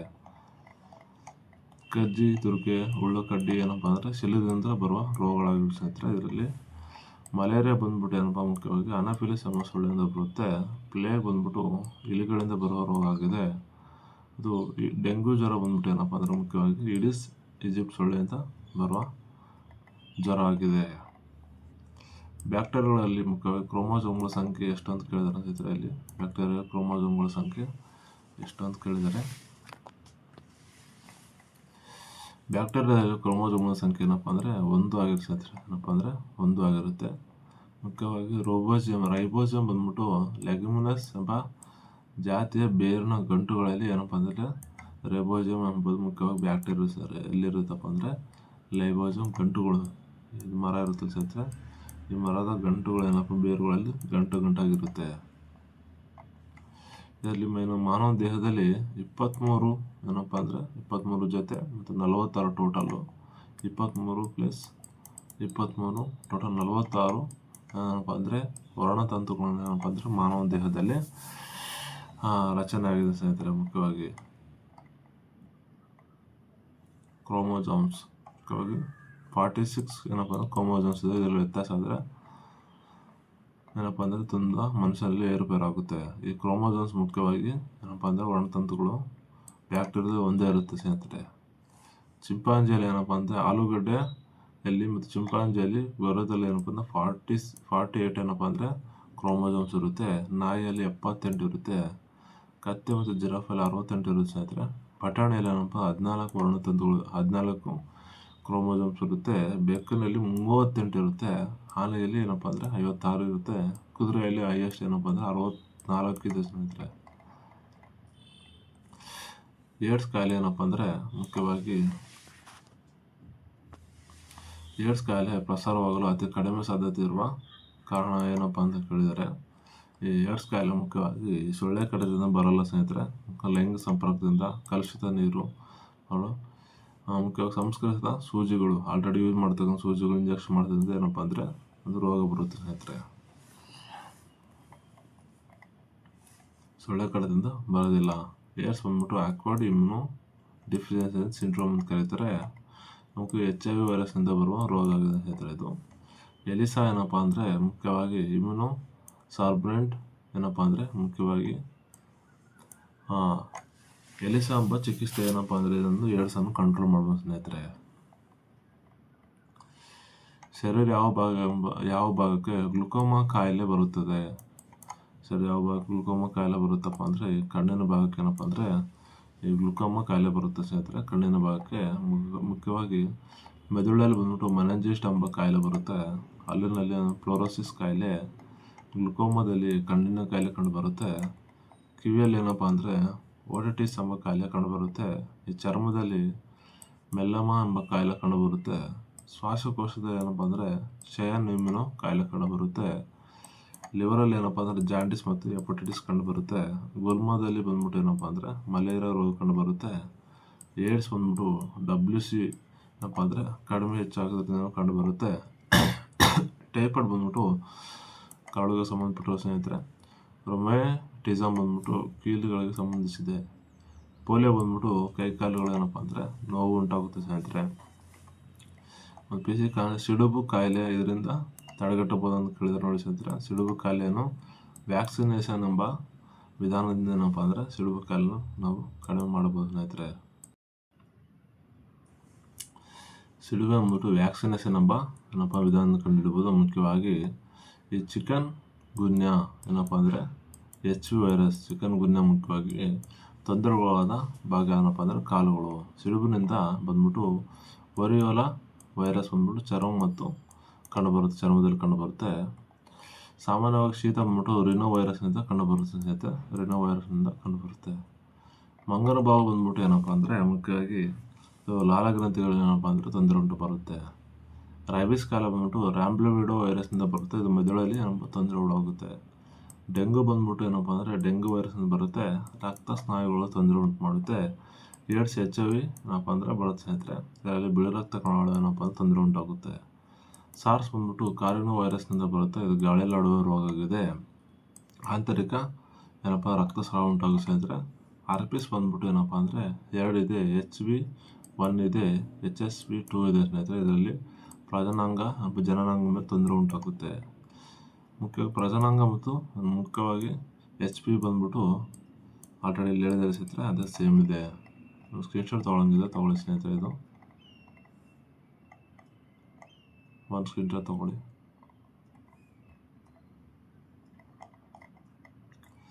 ಹೆಪಟೈಟಿಸ್ B ಬಂದ್ಬಿಟ್ಟು HPV ವೈರಸ್ನಿಂದ ಬರುತ್ತೆ. ಇದು ಪಿತ್ತಕೋಶಕ್ಕೆ ತೊಂದರೆ ಉಂಟು ಮಾಡುತ್ತೆ ಸ್ನೇಹಿತರೆ. ಅಕ್ಕಿ ಜ್ವರ H5N1 ಬಂದ್ಬಿಟ್ಟು ಶ್ವಾಸಕೋಶ ರಕ್ತಕ್ಕೆ ತೊಂದರೆ ಉಂಟಾಗುತ್ತೆ. ಹಂದಿ ಜ್ವರ ಬಂದ್ಬಿಟ್ಟು H1N1 ಬಂದ್ಬಿಟ್ಟು ರೋಗ ನಿರೋಧಕ ವ್ಯವಸ್ಥೆಗೆ ಏನಪ್ಪ ತೊಂದರೆ ಉಂಟಾಗುತ್ತೆ. ಮುಖದಲ್ಲಿ ಬರಿಗಣ್ಣಿನಿಂದ ನೋಡಲಾಗಷ್ಟು ಸಣ್ಣದಾದ ಜೀವಿಗಳೇ ಸೂಕ್ಷ್ಮ ಜೀವಿಗಳಾಗಿರುತ್ತೆ ಸ್ನೇಹಿತರೆ. ಇದರಲ್ಲಿ ಕ್ಯಾನಿನ್ ಆಫ್ ಮೆಡಿಸಿನ್ ದೇಹದ ವಾಸನೆಗೆ ಸೂಕ್ಷ್ಮ ಜೀವಿಗಳೇ ಕಾರಣ. ಕ್ಯಾನ್ ಆಫ್ ಮೆಡಿಸಿನ್ ದೇಹದ ವಾಸನೆಗೆ ಸೂಕ್ಷ್ಮ ಜೀವಿಗಳು ಕಾರಣ ಆಗಿದೆ ಸ್ನೇಹಿತರೆ. ಮುಖ್ಯವಾಗಿ ಆಂಟೋವನ್ ಲೆವೆನ್ಯಾಕ್ ಬಂದ್ಬಿಟ್ಟು 1668ರಲ್ಲಿ ಏನಪ್ಪ ಅಂದರೆ ಸೂಕ್ಷ್ಮ ದರ್ಶಕ ಯಂತ್ರ ಏನಪ್ಪ ಅಂದರೆ ಆಂಟೋವನ್ ಲೆವೆನ್ಯಾಕ್ ಕಂಡುಹಿಡಿದ ಸ್ನೇಹಿತರೆ. ಚಿಕ್ಕದಾದ ಜೀವಿಗಳನ್ನು ಕಂಡುಹಿಡಿಯಲು ಇವನ್ನೇನಪ್ಪ ಅಂದರೆ ಸೂಕ್ಷ್ಮ ಜೀವಿಗಳ ಶಾಸ್ತ್ರದ ಪಿತಾಮಹ ಅಂತ ಕರೀತಾರೆ. ಆಂಟೋವನ್ ಲೆವೆನ್ಯಾಕ್ನನ್ನು ಕ್ಯಾನಿನ್ ಆಫ್ ಮೆಡಿಸಿನ್ ಏನಪ್ಪ ಅಂದರೆ ಮುಖ್ಯವಾಗಿ ಒಂದು ಗ್ರಂಥ ಬರೀತಾನೆ ಸ್ನೇಹಿತರೆ. ಇವನು ಮುಖ್ಯವಾಗಿ ಆಂಟೋವನ್ ಲೆವೆನ್ಯಾಕ್ ಬಂದ್ಬಿಟ್ಟು ಬ್ಯಾಕ್ಟೀರಿಯಾವನ್ನು ವೀಕ್ಷಿಸಲು ಸೂಕ್ಷ್ಮಾಣು ಯಂತ್ರವನ್ನು ಕಂಡುಹಿಡಿದುಬಿಟ್ಟು ಅಲ್ಲಿಂದ ಕ್ಯಾನಿನ್ ಆಫ್ ಎಂಬ ಅವಿಸಿನ್ನ ಎಂಬ ಏನಪ್ಪ ಅಂದರೆ ಮುಖ್ಯವಾಗಿ 1925ರಲ್ಲಿ ಕ್ಯಾನ್ ಆಫ್ ಮೆಡಿಸಿನ್ ಎಂಬ ಸೂಕ್ಷ್ಮಾಣು ಜೀವಿಗಳ ಬಗ್ಗೆ ಒಂದು ಗ್ರಂಥ ಬರೀತಾರೆ ಸ್ನೇಹಿತರೆ. ಅದರ ರಚನೆ ಮತ್ತು ಕಾರ್ಯಗಳ ಬಗ್ಗೆ ಬರೀತಾರೆ. 1683ರಲ್ಲಿ ಕಂಡುಹಿಡಿದ ಸ್ನೇಹಿತರೆ. ಇದನ್ನು ನೆನಪಿಟ್ಕೊಳ್ಳಿ.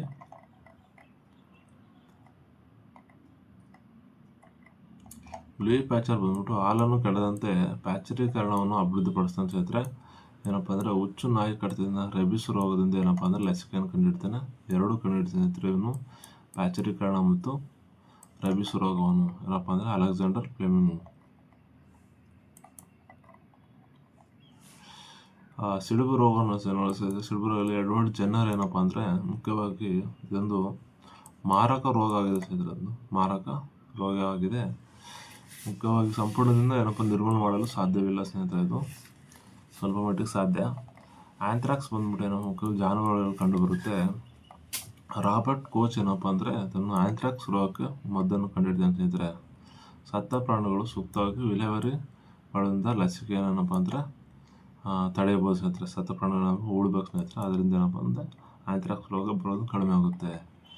ಪೋಲಿಯೋ ಲಸಿಕೆ ಬಂದ್ಬಿಟ್ಟು ಜೊನಾಲ್ಡ್ ಸಾಲ್ಕ್ ಎಂಬುವರು ಏನಪ್ಪ ಅಂದರೆ ಮುಖ್ಯವಾಗಿ ಆಲ್ಬರ್ಟ್ ಸ್ಯಾಬಿನ್ ಮತ್ತು ಪೋಲಿಯೋ ಹನಿಗಳು ಕಂಡುಬರುವ ಸ್ನೇಹಿತರೆ. ಮುಕ್ತ ಸಮಾಜ ನಿರ್ಮಾಣಕ್ಕಾಗಿ ಪೋಲಿಯೋ ಕಂಡುಹಿಡಿಯಲಾಗಿದೆ ಸ್ನೇಹಿತರೆ. ಸೂಕ್ಷ್ಮಾಣು ಜೀವಶಾಸ್ತ್ರದ ಪಿತಾಮಹ ಯಾರಪ್ಪ ಅಂದರೆ ಆಂಟೋನ್ ಲೆವೆನ್ಹಾಕ್ ಏನಪ್ಪ ಅಂದರೆ ಸೂಕ್ಷ್ಮಾಣು ಶಾಸ್ತ್ರದ ಪಿತಾಮಹ ಆಗಿದೆ. ಎರಡು ಪ್ರಮುಖ ಆವಿಷ್ಕಾರಗಳು ಇದೆ ಸ್ನೇಹಿತರೆ. ಇದರಲ್ಲಿ ಬ್ಯಾಕ್ಟೀರಿಯಾ ಶಾಸ್ತ್ರ ಬೆಳವಣಿಗೆ ಮತ್ತು ಹುಚ್ಚಿನ ಕಡಿತಕ್ಕೆ ಚಿಕಿತ್ಸೆ ಏನಪ್ಪ ಅಂದರೆ ಹೊಂದ್ಕೊಳ್ತಾನೆ. ಲೂಯಿಸ್ ಪ್ಯಾಚರ್ ಬಂದ್ಬಿಟ್ಟು ಎಂಬ ಪ್ರಮುಖ ಆವಿಷ್ಕಾರ. ಮೊದಲ ಆಂಟಿಬಯೋಟಿಕ್ ಯಾವುದು ಎಂದು ಯಾರು ಶೋಧಿಸಿದರು ಎಂದು ಹೇಳಿದಾರೆ ಸ್ನೇಹಿತರೆ. ಇದರಲ್ಲಿ ಪೆನ್ಸಿಲಿಯಂ ಮೊದಲೇ ಆಂಟಿಬಯೋಟಿಕ್ ಆಗಿದೆ. ಇದು ಅಲೆಕ್ಸಾಂಡರ್ ಫ್ಲೆಮಿಂಗ್ ಏನಪ್ಪ ಅಂದರೆ ಕಂಡುಹಿಡಿತಾನೆ ಸ್ನೇಹಿತರೆ. ಮುಖ್ಯ ಪೆನ್ಸಿಲಿಯಂ ನೊಟೇಟಮ್ ಎಂಬ ಅಂಶದಿಂದ ಏನಪ್ಪ ಅಂದರೆ ಇದನ್ನು ಕಂಡುಹಿಡಿಯಲಾಯಿತು. ಪೋಲಿಯೋ ಹನಿಗಳು ಮುಖ್ಯವಾಗಿ ಏನಪ್ಪ ಅಂದರೆ ಪೋಲಿಯೋ ಚುಚ್ಚುಮದ್ದನ್ನು ಕಂಡುಹಿಡಿದವರು ಯಾರು? ಆಲ್ಬರ್ಟ್ ಬಿನ್ ಸಾಬಿನ್ ಮತ್ತು ಏನಪ್ಪ ಅಂದರೆ ಪೋಲಿಯೋ ಚುಚ್ಚುಮದ್ದನ್ನು ಜೋನಾಲ್ಡ್ ಸಾಲ್ಕ್ ಎಂಬರು ಏನಪ್ಪ ಅಂದರೆ ಇಬ್ಬರು ಕಂಡುಹಿಡ್ತಾರೆ ಸ್ನೇಹಿತರೆ. ಅಂದರೆ ಚುಚ್ಚುಮದ್ದು ಅಂದರೆ ಸೂಜಿ ಸ್ನೇಹಿತರೆ. ಈ ಸೂಜಿನ ಇಂಜೆಕ್ಟ್ ಮಾಡೋದೇನಪ್ಪ ಅಂದರೆ ಜೋನಾಲ್ಡ್ ಸಾಲ್ಕ್ ಎಂಬರು ಕಂಡುಹಿಡಿದ್ರೆ, ಈ ಪೋಲಿಯೋ ಹನಿಗಳು ಡ್ರಾಪ್ಸ್ ಆಗ್ತಾರಲ್ಲ ಅದನ್ನು ಆಲ್ಬರ್ಟ್ ಸಾಬಿನ್ ಏನಪ್ಪ ಅಂದರೆ ಕಂಡುಹಿಡಿತಾನೆ. ಆಪರೇಷನ್ ಥಿಯೇಟ್ರಲ್ಲಿ ಏನಪ್ಪ ಅಂದರೆ ಸೂಕ್ಷ್ಮಜೀವಿಗಳ ನಾಶಕ್ಕೆ ಬಳಸೋ ಸೂಕ್ತ ಆಮ್ಲ ಯಾವುದಪ್ಪ ಅಂದರೆ ಕಾರ್ಬೋನಿಕ್ ಆಮ್ಲ ಆಗಿರುತ್ತೆ ಸ್ನೇಹಿತರೆ. ಸೂಕ್ಷ್ಮಜೀವಿಗಳು ಮುಖ್ಯವಾಗಿ ಅವಿಸೆನ್ನಾ ಅವರು ಏನಪ್ಪ ಅಂದರೆ ಕ್ಯಾನ್ ಆಫ್ ಮೆಡಿಸಿನ್ ಎಂಬ ಗ್ರಂಥದಲ್ಲಿ ವಿವರಿಸಲಾಗಿದೆ. ಲೆವೆನ್ಹಾಕ್ ಆಲ್ರೆಡಿ ನೋಡಿದ್ವಿ ಸ್ನೇಹಿತರೆ. ಜನರ ಸಿಡುಬು ರೋಗಕ್ಕೆ ನೋಡಿದ್ವಿ. ಲೂಯಿಸ್ ಪ್ಯಾಚರ್ ಏನಪ್ಪ ಪ್ಯಾಚರೀಕರಣ ಮತ್ತು ಹುಚ್ಚಿನ ಕಡಿತ ಬಗ್ಗೆ ಕಂಡುಹಿಡಿದ್ದಾರೆ. ತಿರ್ಗಾ ಏನಪ್ಪ ಜೋಸೆಫ್ ಲಿಸ್ಟನ್ ಬಂದ್ಬಿಟ್ಟು ಗಾಯಗಳು ಕೊಳೆಯಲು ಸೂಕ್ಷ್ಮಜೀವಿಗಳೇ ಕಾರಣ. ಏನಪ್ಪ ಅಂದ್ರೆ ಗಾಯಗಳು ಕೊಳಿಬೇಕು ಅಂತಂದರೆ ಮುಖ್ಯವಾಗಿ ಕೊಳೆಯದೆ ಹೆಂಗೆ ಇರ್ತಾವಲ್ಲ ಸ್ನೇಹಿತರೆ, ಸೂಕ್ಷ್ಮಜೀವಿ ಕಾರಣ ಅಂದರೆ ಜೋಸೆಫ್ ಲಿಸ್ಟನ್ ಫಸ್ಟ್ ಹೇಳ್ತಾರೆ. ಇದು ಇಂಪಾರ್ಟೆಂಟ್ ಸ್ನೇಹಿತರೆ. ರಾಬರ್ಟ್ ಕೋಚ್ ಬಂದ್ಬಿಟ್ಟು ಆಂಥ್ರಾಕ್ಸ್ ರೋಗ ಬಗ್ಗೆ ಹೇಳ್ತಾರೆ ಸ್ನೇಹಿತರೆ. ರಾಬರ್ಟ್ ಕೋಚ್ ಆಂಥ್ರಾಕ್ಸ್ ರೋಗ ಬಗ್ಗೆ. ಅಲೆಕ್ಸಾಂಡರ್ ಫ್ಲೆಮಿಂಗ್ ಬಂದ್ಬಿಟ್ಟು ಏನಪ್ಪ ಅಂದರೆ ಪೆನ್ಸಿಲಿಯಮನ್ನು ಕಂಡುಹಿಡಿತಾನೆ ಸ್ನೇಹಿತರೆ. ಜೊನಾಲ್ಡ್ ಎಡ್ವರ್ಡ್ ಸ್ಯಾಕ್ ಬಂದ್ಬಿಟ್ಟು ಪೋಲಿಯೋ ಚುಚ್ಚುಮದ್ದನ್ನು ಏನಪ್ಪ ಅಂದರೆ ಕಂಡುಹಿಡಿತಾನೆ. ಆಲ್ಬರ್ಟ್ ಬಿನ್ ಸ್ಯಾಬಿನ್ ಬಂದ್ಬಿಟ್ಟು ಏನಪ್ಪ ಪೋಲಿಯೋ ಹನಿಗಳನ್ನು ಏನಪ್ಪ ಅಂದ್ರೆ ಡ್ರಾಪ್ಸ್ ಹಾಕೋದು ಏನಪ್ಪ ಅಂದರೆ ಕಂಡುಹಿಡಿತಾನೆ ಸ್ನೇಹಿತರೆ. ಕಾರ್ಬನಿಕ್ ಆಮ್ಲ ಬಂದ್ಬಿಟ್ಟು ಸೂಕ್ಷ್ಮ ಜೀವಿಗಳ ನಾಶಕ್ಕೆ ಇದನ್ನೇನಪ್ಪ ಅಂದರೆ ಬಳಸ್ತಾರೆ ಸ್ನೇಹಿತರೆ. ಕಾರ್ಬನಿಕ್ ಆಮ್ಲ. ಇಗ್ನಿಸ್ ಮೈಲಲ್ ವೇವ್ಸ್ ಬಾಣಂತಿ ನಂಜು ರೋಗಕ್ಕೆ ಅಸ್ವಸ್ಥ ಕೈಗಳ ಕಾರಣ. ಬಾಣಂತಿಯ ನಂಜು ರೋಗಕ್ಕೆ ಅಸ್ವಸ್ಥ ಕೈಗಳ ಕಾರಣ ಅಂತ ಹೇಳ್ತಾನೆ ಸ್ನೇಹಿತರೆ. ಎಡ್ವರ್ಡ್ ಎಂಡರ್ಸ್ ಬಂದ್ಬಿಟ್ಟು ದಡಾರ ರೋಗಕ್ಕೆ ಸಂಬಂಧಿಸಿದ ಏನಪ್ಪ ಅಂದರೆ ಕಾಯಿಲೆ ಆಗಿದೆ ಸ್ನೇಹಿತರೆ. ಅದನ್ನು ಎಡ್ವರ್ಡ್ ಜನರಲ್ ಏನಪ್ಪ ಅಂದರೆ ಕಂಡುಹಿಡಿತಾನೆ. ರೊನಾಲ್ಡ್ ರೋಸ್ ಬಂದ್ಬಿಟ್ಟು ಏನಪ್ಪ ಅಂದ್ರೆ ಮಲೇರಿಯಾ ರೋಗಕ್ಕೆ ಸಂಬಂಧಿಸಿದ ಆಗಿದೆ ಸ್ನೇಹಿತರೆ. ಸಾಂಕ್ರಾಮಿಕ ರೋಗ ಬಂದ್ಬಿಟ್ಟು ಒಂದು ಪ್ರದೇಶದಲ್ಲಿ ಹೆಚ್ಚು ಜನರು ಒಂದೇ ರೋಗಕ್ಕೆ ಅತಿ ಶೀಘ್ರದಲ್ಲಿ ತುತ್ತಾದರೆ ಏನಪ್ಪ ಅಂದರೆ ಅದನ್ನು ಸಾಂಕ್ರಾಮಿಕ ರೋಗ ಅಂತ ಕರೀತಾರೆ. ಅಂದರೆ ಒಂದು ಪ್ರದೇಶದಲ್ಲಿ ಶೀಘ್ರವಾಗಿ ಏನಪ್ಪ ಹರಡುತ್ತಲ್ಲ ಸ್ನೇಹಿತರೆ, ಅದನ್ನು ಸಾಂಕ್ರಾಮಿಕ ರೋಗ ಅಂತ ಕರೀತಾರೆ. ಅದರಲ್ಲಿ 3 ವಿಧ ಇದೆ. ಎಂಡೆಮಿಕ್ ಸ್ಥಳೀಯ ರೋಗ ಅಂತ ಕರೀತಾರೆ ಸ್ನೇಹಿತರೆ. ಇದರಲ್ಲಿ ನಿರ್ದಿಷ್ಟ ಮತ್ತು ಸೀಮಿತ ಪ್ರದೇಶದಲ್ಲಿ ಮಾತ್ರ ಕಾಣಿಸ್ಕೊಳುತ್ತೆ. ಅಂದರೆ ಒಂದು ಬುಡಕಟ್ಟು ಜನಾಂಗ ಮತ್ತು ಆ ಪ್ರದೇಶದಲ್ಲಿ ಮಾತ್ರ ಕಾಣಿಸ್ಕೊಳ್ತಾರೆ ಸ್ನೇಹಿತರೆ. ಅದನ್ನು ಎಂಡೆಮಿಕ್ ಅಥವಾ ಸ್ಥಳೀಯ ರೋಗ ಅಂತ ಕರೀತಾರೆ. ಎಪಿಡೆಮಿಕ್ ಬಂದ್ಬಿಟ್ಟು ಪಿಡುಗು ರೋಗ ಆಗಿದೆ. ಇದು ನಿರ್ದಿಷ್ಟ ಜನಸಂಖ್ಯೆಯಲ್ಲಿ ಅತಿ ಶೀಘ್ರವಾಗಿ ಅನೇಕ ಜನರಿಗೆ ಹರಡುತ್ತೆ. ಒಂದು ಏನಪ್ಪ ಅಂದರೆ ನಿರ್ದಿಷ್ಟ ಜನರು ಇರ್ತಾರಲ್ಲ ಸ್ನೇಹಿತರೆ, ಒಂದು ಭಾರತ ಆಗಲಿ ಕರ್ನಾಟಕ ಆಗಲಿ ಆ ಜನರಲ್ಲಿ ವೇಗವಾಗಿ ಹರಡುತ್ತಲ್ಲ ಸ್ನೇಹಿತರೆ, ಇದು ಎಪಿಡೆಮಿಕ್ಕು. ಈ ದೇಶದಿಂದ ದೇಶಕ್ಕೆ ಏನಪ್ಪ ಅಂದರೆ ಈ ಕರೋನಾ ವೈರಸ್ ಸ್ನೇಹಿತರೆ, ದೇಶದಿಂದ ದೇಶಕ್ಕೆ ಕರೋನಾ ಹರಡ್ತಲ್ಲ, ಏನಪ್ಪ ಅಂದರೆ ಖಂಡಕ್ಕೆ ವೇಗವಾಗಿ ಹರಡುತ್ತೆ. ಅದನ್ನು ಕರೋನಾ ಬಂದ್ಬಿಟ್ಟು ಏನಪ್ಪ ಅಂದರೆ ಪ್ಯಾಂಡೆಮಿಕ್ ಆಗಿದೆ. ಇದು ಪ್ಯಾಂಡೆಮಿಕ್ ಒಂದು ನಿರ್ದಿಷ್ಟ ಪ್ರದೇಶ ಅಂದರೆ ಏನಪ್ಪ ಅಂದರೆ ಒಂದು ಏರಿಯಾಗೆ ಸಂಬಂಧಪಟ್ಟಂಗೆ ಎಪಿಡೆಮಿಕ್ ಆಗಿದೆ, ನಿರ್ದಿಷ್ಟ ಒಂದು ಪ್ಲೇಸ್ ಸಂಬಂಧಪಟ್ಟಂಗೆ ಎಂಡೆಮಿಕ್ ಆಗಿದೆ. ನೆನಪಲ್ಲಿ ಇಟ್ಕೊಳ್ಳಿ, ಸ್ಕ್ರೀನ್ಶಾಟ್ ತೊಗೊಳ್ಳಿ, ಕನ್ಫ್ಯೂಸ್ ಆಗುತ್ತೆ ನಿಮಗೆ.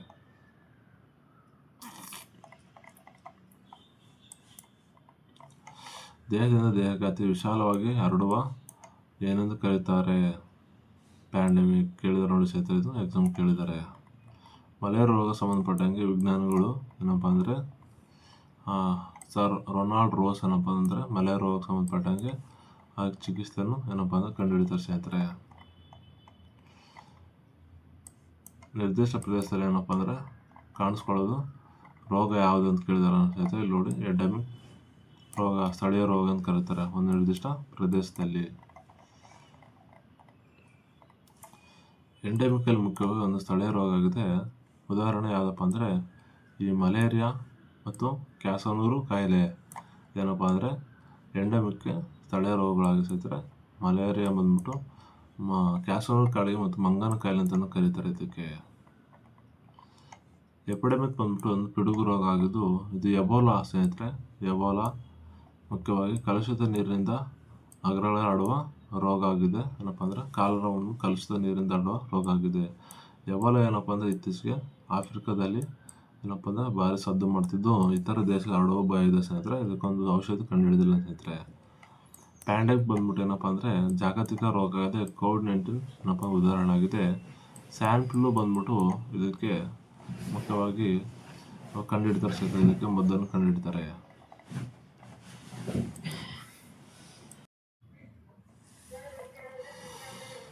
ಬೀಟಲ್ ಬಂದ್ಬಿಟ್ಟು ಮಾನವ ಕರುಣೆಯಲ್ಲಿ ಈ ಕೋಲಿ ಬ್ಯಾಕ್ಟೀರಿಯಾದಿಂದ ಏನಪ್ಪ ಅಂದರೆ ಬೀಟಲ್ ಎಂಬ ಮಾನವ ವಿಟಮಿನ್ ಏನಪ್ಪ ಅಂದರೆ ಬೀಟಲ್ ಎಂಬ ಮಾನವ ಕರುಣೆಯಲ್ಲಿ ಈ ಕೋಲಿ ಬ್ಯಾಕ್ಟೀರಿಯಾ ಏನಪ್ಪ ಅಂದರೆ ಬೀಟಲ್ ಉತ್ಪಾದನೆಗೆ ಏನಪ್ಪ ಅಂದರೆ ಸಹಾಯ ಮಾಡುತ್ತೆ. ಕೆಲವೊಂದು ಬ್ಯಾಕ್ಟೀರಿಯಾ ಮಾನವನಲ್ಲಿ ಸಹಾಯ ಮಾಡ್ತವೆ ಸ್ನೇಹಿತರೆ. ಅದೊಂದು ಏನಪ್ಪ ಈ ಕೋಲಿ ಬ್ಯಾಕ್ಟೀರಿಯಾ ಒಂದು ಉದಾಹರಣೆ. ಹಾಲು ಮೊಸರು ಬ್ಯಾಸಿಲಸ್ಗೂ ಸಹಾಯ ಮಾಡುತ್ತೆ. ಪ್ರತಿಜೀವಕ ಏನಪ್ಪ ಅಂದರೆ ಪೆನ್ಸಿಲಿಯಂ ಶಿಲೀಂಧ್ರ ಸೆಪ್ಟೊಮೈಸಿಸ್ ಒಂದು ಏನಪ್ಪ ಅಂದರೆ ಆ್ಯಂಟಿಬಯೋಟಿಕ್ ಆಗಿದೆ ಸ್ನೇಹಿತರೆ. ಬ್ಯಾಕ್ಟೀರಿಯಾಗಳ ಮುಖ್ಯವಾಗಿ ಬ್ಯಾಕ್ಟೀರಿಯೋಟಿಕ್ ಗುಂಪಿಗೆ ಸೇರಿದಂತೆ ಪ್ರೊಕ್ಯಾರಿಯೋಟ್ ಏನಪ್ಪ ಅಂದರೆ ಬ್ಯಾಕ್ಟೀರಿಯಾಗಳಾಗಿದೆ ಸ್ನೇಹಿತರೆ. ಭೂಮಿ ಮೇಲೆ ಏನಪ್ಪ ಅಂದರೆ ಮೊಟ್ಟ ಮೊದಲ ಬಾರಿಗೆ ಕಾಣಿಸ್ಕೊಳ್ಳೋದು ಏನಪ್ಪ ಅಂದರೆ ಈ ಬ್ಯಾಕ್ಟೀರಿಯಾಗಳು. ವೆರಿ ಇಂಪಾರ್ಟೆಂಟ್ ಸ್ನೇಹಿತರೆ, ಎಕ್ಸಾಮ್ ಕೇಳ್ತಾರೆ. ಫಸ್ಟ್ ಭೂಮಿ ಮೇಲೆ ಯಾವ ಬ್ಯಾಕ್ಟೀರಿಯಾ ಕಾಣಿಸ್ಕೊಳ್ತಪ್ಪ ಅಂದರೆ ಬ್ಯಾಕ್ಟೀರಿಯಾಗಳು ಫಸ್ಟ್ ಕಾಣಿಸ್ಕೊಳ್ತವೆ. ಇದು ಪ್ರೊಕ್ಯಾರಿಯೋಟ್ಗೆ ಸಂಬಂಧಿಸಿದ್ರೆ ಇದೊಂದು ನೆನಪಲ್ಲಿ ಇಟ್ಕೊಳ್ಳಿ. ಇದೊಂದು ಏಕಕೋಶ ಜೀವಿಯಾಗಿದೆ. ಬ್ಯಾಕ್ಟೀರಿಯಾ ಬಂದ್ಬಿಟ್ಟು ಒಂದು ಏಕಕೋಶ ಜೀವಿಯಾಗಿದ್ದು ಅತ್ಯಂತ ಸೂಕ್ಷ್ಮ ಜೀವಿಯಾಗಿದೆ ಸ್ನೇಹಿತರೆ. ಕೋಶ ಕೇಂದ್ರ ರಹಿತವಾಗಿರುತ್ತೆ ಸ್ನೇಹಿತರೆ. ಇದು ಏನಪ್ಪ ಅಂದರೆ ಪೊರೆ ಸಹಿತ ಅಂಗಗಳನ್ನು ಹೊಂದಿರುವುದಿಲ್ಲ ಸ್ನೇಹಿತರೆ. ಇದು ಕೋಶ ರಹಿತವಾಗಿದೆ.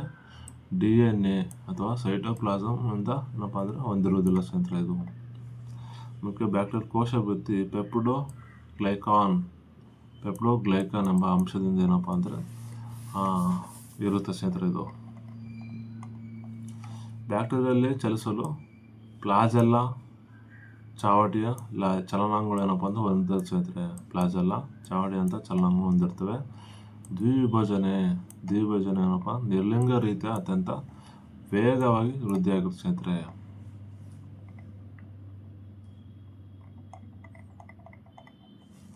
ಬ್ಯಾಕ್ಟೀರಿಯಾಗಳು ಏನಪ್ಪ ವಾಸಸ್ಥಾನ ಮುಖ್ಯವಾಗಿ ಅತ್ಯಂತ ಕಠಿಣ ಪರಿಸರಗಳಾದ ಆಮ್ಲೀಯ ಬಿಸಿ ನೀರಿನ ಬುಗ್ಗೆಗಳಲ್ಲಿ ಮತ್ತು ಹಿಮಗಳಲ್ಲಿ, ವಿಕಿರಣಶೀಲ ತ್ಯಾಜ್ಯಗಳಲ್ಲಿ ಏನಪ್ಪ ಅಂದರೆ ಇವು ಬದುಕಬಲ್ಲವು ಸ್ನೇಹಿತರೆ. ಇವು ಏನಪ್ಪ ಅಂದರೆ ಅಥವಾ ಬಿಸಿ ನೀರಲ್ಲಿ ಬದುಕ್ತವೆ, ಹಿಮದಲ್ಲಿ ಮತ್ತು ವಿಕಿರಣಶೀಲ ವಸ್ತುಗಳಲ್ಲಿ ಬದುಕ್ತವೆ ಸ್ನೇಹಿತರೆ.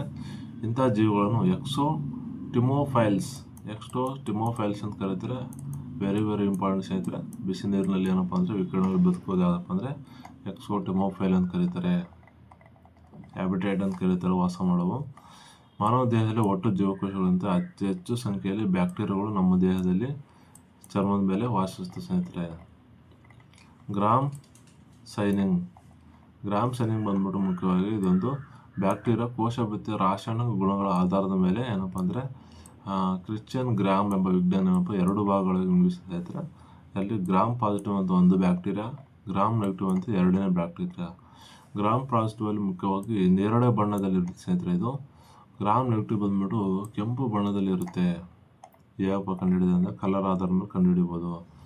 ಹಾಲು ಮೊಸರು ಮತ್ತು ಚೀಸ್ ತಯಾರಿಕೆಯಲ್ಲಿ ಲ್ಯಾಕ್ಟೋಬಾಸಿಲಸ್ ಅನ್ನು ಉಪಯೋಗಿಸ್ತಾರೆ ಸ್ನೇಹಿತರೆ. ದೇಹದಲ್ಲಿ ಕೊಳೆಸಿ ವಿಭಜಿಸುವ ಮೂಲಕ ಪರಿಸರವನ್ನು ಸ್ವಚ್ಛಗೊಳಿಸ್ತವೆ. ಸತ್ತ ಪ್ರಾಣಿಗಳು ಏನಪ್ಪ ಅಂದರೆ ಸಸ್ಯಗಳನ್ನು ಕೊಳಿಸೋದ್ರಿಂದ ಏನಪ್ಪ ಅಂದ್ರೆ ಇನ್ನು ಸ್ವಚ್ಛತೆ ಕಾರ್ಯವನ್ನು ಮಾಡ್ತವೆ ಸ್ನೇಹಿತರೆ. ಇವು ರೈಬೋಸಿಯಂ ಮತ್ತು ಅಜಿಟೋ ಬ್ಯಾಕ್ಟೀರಿಯಾ ಏನಪ್ಪ ಅಂದರೆ ಮುಕ್ತವಾಗಿ ಬ್ಯಾಕ್ಟೀರಿಯಾ ಸ್ನೇಹಿತರೆ ವಾತಾವರಣದ ಏನಪ್ಪ ಸಾರಜನಕವನ್ನು ಮಣ್ಣಿನಲ್ಲಿ ಸ್ಥಿರೀಕರಣಗೊಳಿಸಲು ಯಾವ ಬ್ಯಾಕ್ಟೀರಿಯಾಗಳು ಬೇಕಾಗುತ್ತಂದರೆ ರೈಬೋಸಿಯಂ ಮತ್ತು ಅಜಿಟೋ ಬ್ಯಾಕ್ಟೀರಿಯಾ. ಇವು ಮಣ್ಣಿಗೆ ಸಂಬಂಧಪಟ್ಟಿರೋ ಸ್ನೇಹಿತರೆ ವೆರಿ ವೆರಿ ಇಂಪಾರ್ಟೆಂಟ್, ಎಕ್ಸಾಮ್ ಕೇಳ್ತಾರೆ. ಉತ್ತಮ ಬೆಳೆಗೆ ಯಾವ ಕಾರಣವಾಗ್ತವೆ ಅಂತ. ಬ್ಯಾಕ್ಟೀರಿಯಾ ಮತ್ತು ವೈರಸ್ ಏನಪ್ಪ ಅಂದರೆ ವ್ಯತ್ಯಾಸ ಸ್ನೇಹಿತರೆ. ಇದರಲ್ಲಿ ಸಂಪೂರ್ಣವಾಗಿ ಏನಪ್ಪ ಅಂದರೆ ಏಕಕೋಶ ಜೀವಿಗಳು ಬ್ಯಾಕ್ಟೀರಿಯಾ ಆಗಿರ್ತವೆ.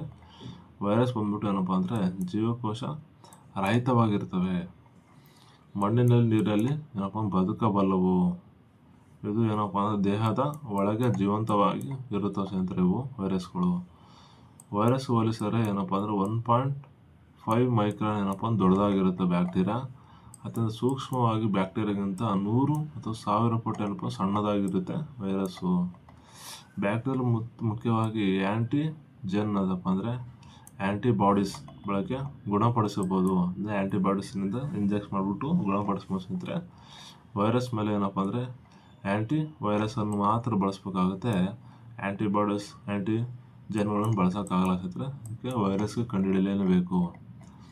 ಬ್ಯಾಕ್ಟೀರಿಯಾದಲ್ಲಿ ಮುಖ್ಯವಾಗಿ ಈಕೋಲಿ ಬ್ಯಾಕ್ಟೀರಿಯಾ ಮತ್ತು ಲ್ಯಾಕೋಬ್ಯಾಕ್ಟೀರಿಯಾ ಮತ್ತು ಸೆಲೋನೆಲ್ಲಾ ಎಂಬ ಬ್ಯಾಕ್ಟೀರಿಯಾ ಇದೆ. ಮತ್ತು ವೈರಸ್ ಬಂದ್ಬಿಟ್ಟು HIV ವೈರಸ್ ಹರಡುತ್ತೆ ಸ್ನೇಹಿತರೆ. ಇನ್ಫ್ಲೂಯೆಂಜಾ ಬಂದ್ಬಿಟ್ಟು ಅದು ವೈರಸ್ ಆಗಿದೆ. ಇದೊಂದು ಕರೋನಾ ವೈರಸ್ ಆಗಿದೆ ಸ್ನೇಹಿತರೆ. ಮಾನವ ದೇಹದಲ್ಲಿ ಮುಖ್ಯವಾಗಿ ಬ್ಯಾಕ್ಟೀರಿಯಾಗಳಲ್ಲಿ ಜೀರ್ಣಕ್ರಿಯೆ ಮತ್ತು ರೋಗ ನಿರೋಧಕ ಶಕ್ತಿ ಅಗತ್ಯವಿದೆ ಸ್ನೇಹಿತರದಲ್ಲಿ. ಎಕ್ಸರಿಷಿಯಾ ಕೋಲಿ ಬಂದ್ಬಿಟ್ಟು ಈ ಕೋಲಿ ಮಾನವ ದೊಡ್ಡ ಕರಡಿನಲ್ಲಿ ವಾಸಿಸುತ್ತೆ ಸ್ನೇಹಿತರೆ. ಇದು ಎಕ್ಸರಿಷಿಯಾ ಕೋಲಿ ಬಂದ್ಬಿಟ್ಟು ಇದೊಂದು ಬ್ಯಾಕ್ಟೀರಿಯಾ ಆಗಿದೆ. ಈ ಕೋಲಿ ಅಂತ ಕರೀತಾರೆ. ಮಾನವನ ದೊಡ್ಡ ಕರಡಿನಲ್ಲಿ ವಾಸಿಸುತ್ತೆ. ವಿಟಮಿನ್ K ಮತ್ತು ವಿಟಮಿನ್ B12 ಅನ್ನು ಏನಪ್ಪ ಅಂದರೆ ಉತ್ಪಾದನೆ ಮಾಡಲು ಸಹಾಯ ಮಾಡುತ್ತೆ ಸ್ನೇಹಿತರೆ ಎಕ್ಸರಿಯಾ ಕೋಲಿ ಬ್ಯಾಕ್ಟೀರಿಯಾ. ಲ್ಯಾಕ್ಟೋಬ್ಯಾಸಿಲಸ್ ಅಸಿಡೋಫಿಲಸ್ ಎಂಬ ಬ್ಯಾಕ್ಟೀರಿಯಾ ಬಂದ್ಬಿಟ್ಟು ಮುಖ್ಯವಾಗಿ ಆಮ್ಲೀಯ ವಾತಾವರಣ ನಿರ್ಮಿಸಿ ಹಾನಿಕಾರಕ ರೋಗಗಳನ್ನು ಬೆಳೆಯದಂತೆ ಏನಪ್ಪ ಅಂದರೆ ನಮಗೆ ಏನಪ್ಪ ಅಂದರೆ ಸಹಾಯ ಮಾಡುತ್ತೆ ಸ್ನೇಹಿತರೆ. ಬ್ಯಾಸಿಡೋ ಬ್ಯಾಕ್ಟೀರಿಯಾ ಬಂದ್ಬಿಟ್ಟು ಏನಪ್ಪ ಅಂದರೆ ಇದು ಸಂಕೀರ್ಣ ಕಾರ್ಬೋಹೈಡ್ರೇಟ್ಸ್ಗಳು ಜೀರ್ಣಿಸಲು ಏನಪ್ಪ ಅಂದರೆ ಮಲಬದ್ಧತೆಯನ್ನು ತಡೆಯಲು ನಮಗೆ ಸಹಾಯ ಮಾಡುತ್ತೆ. ಪ್ಯಾಚರೀಕರಣ ಬಂದ್ಬಿಟ್ಟು ಮುಖ್ಯವಾಗಿ ಹಾಲು ಬೇಗನೆ ಕೆಡದಂತೆ ಏನಪ್ಪ ಅಂದರೆ ನಮಗೆ ಸಹಾಯ ಮಾಡುತ್ತೆ. ಲೂಯಿ ಪ್ಯಾಚರ್ ಏನಪ್ಪ ಇದಕ್ಕೆ ಸಂಬಂಧಪಟ್ಟಂಗೆ ಶ್ರಮಿಸಿದ್ದಾರೆ ಸ್ನೇಹಿತರೆ. ಹಾಲು ಕೆಡದಂತೆ ಮುಖ್ಯವಾಗಿ 63 ಸೆಲ್ಸಿಯಸ್ ಏನಪ್ಪ ಅಂದರೆ 140 ಫ್ಯಾರನ್ಹೀಟ್ ಅಲ್ಲಿ ಏನಪ್ಪ ಅಂದರೆ ತಾಪಮಾನದಲ್ಲಿ ಹಾಲನ್ನು ಕಾಯಿಸಿದಾಗ ಏನಪ್ಪ ಅಂದರೆ ನಮಗೆ ತಕ್ಷಣ 30 ನಿಮಿಷಗಳ ಕಾಲ ಕಾಯಿಸಿ ತಣ್ಣಗೆ ಮಾಡಲಾಗುತ್ತೆ ಸ್ನೇಹಿತರೆ. ಅವಾಗ ಏನಪ್ಪ ಅಂದರೆ ಲ್ಯಾಕ್ಟೋಬ್ಯಾಸಿಲಸ್ ಏನಪ್ಪ ಸಾಯುತ್ತೆ. ಹಾಲನ್ನು 15 ಸೆಕೆಂಡ್ 71.7 ಸೆಲ್ಸಿಯಸ್ನಷ್ಟು ಏನಪ್ಪ ಅಂದರೆ ಕಾಯಿಸಿದಾಗ 15 ಸೆಕೆಂಡ್ಗಳ ಕಾಯಿಸಿ ತಕ್ಷಣ ತಂಪುಗೊಳಿಸುವ ಮೂಲಕ ಡೈರಿಗಳಲ್ಲಿ ಏನಪ್ಪ ಅಂದರೆ ಈ ಫ್ಯಾರನ್ಹೀಟನ್ನು ಉಪಯೋಗಿಸ್ತಾರೆ ಸ್ನೇಹಿತರೆ. 71.7 ಇದು ಕೇಳ್ತಾರೆ. ಬ್ಯಾಕ್ಟೀರಿಯಾಗಳು ಮುಖ್ಯವಾಗಿ ಧನುರ್ವಾಯು, ಕ್ಲಾಸ್ಟ್ರಿಡಿಯಂ ಟೆಡಿಯಂ, ಡಿಪ್ತೀರಿಯಾ, ಕೊರಿಯಾ ಬ್ಯಾಕ್ಟೀರಿಯಾ ಇದು ಬರುತ್ತೆ. ಕ್ಷಯರೋಗ ಬಂದ್ಬಿಟ್ಟು ಮೈಕ್ರೋ ಬ್ಯಾಕ್ಟೀರಿಯಾ ಬರುತ್ತೆ ಸ್ನೇಹಿತರೆ. ಸ್ಕ್ರೀನ್ಶಾಟ್ ತೊಗೊಳ್ಳಿ ನಿಮ್ಗೆ ಬೇಕಾದರೆ.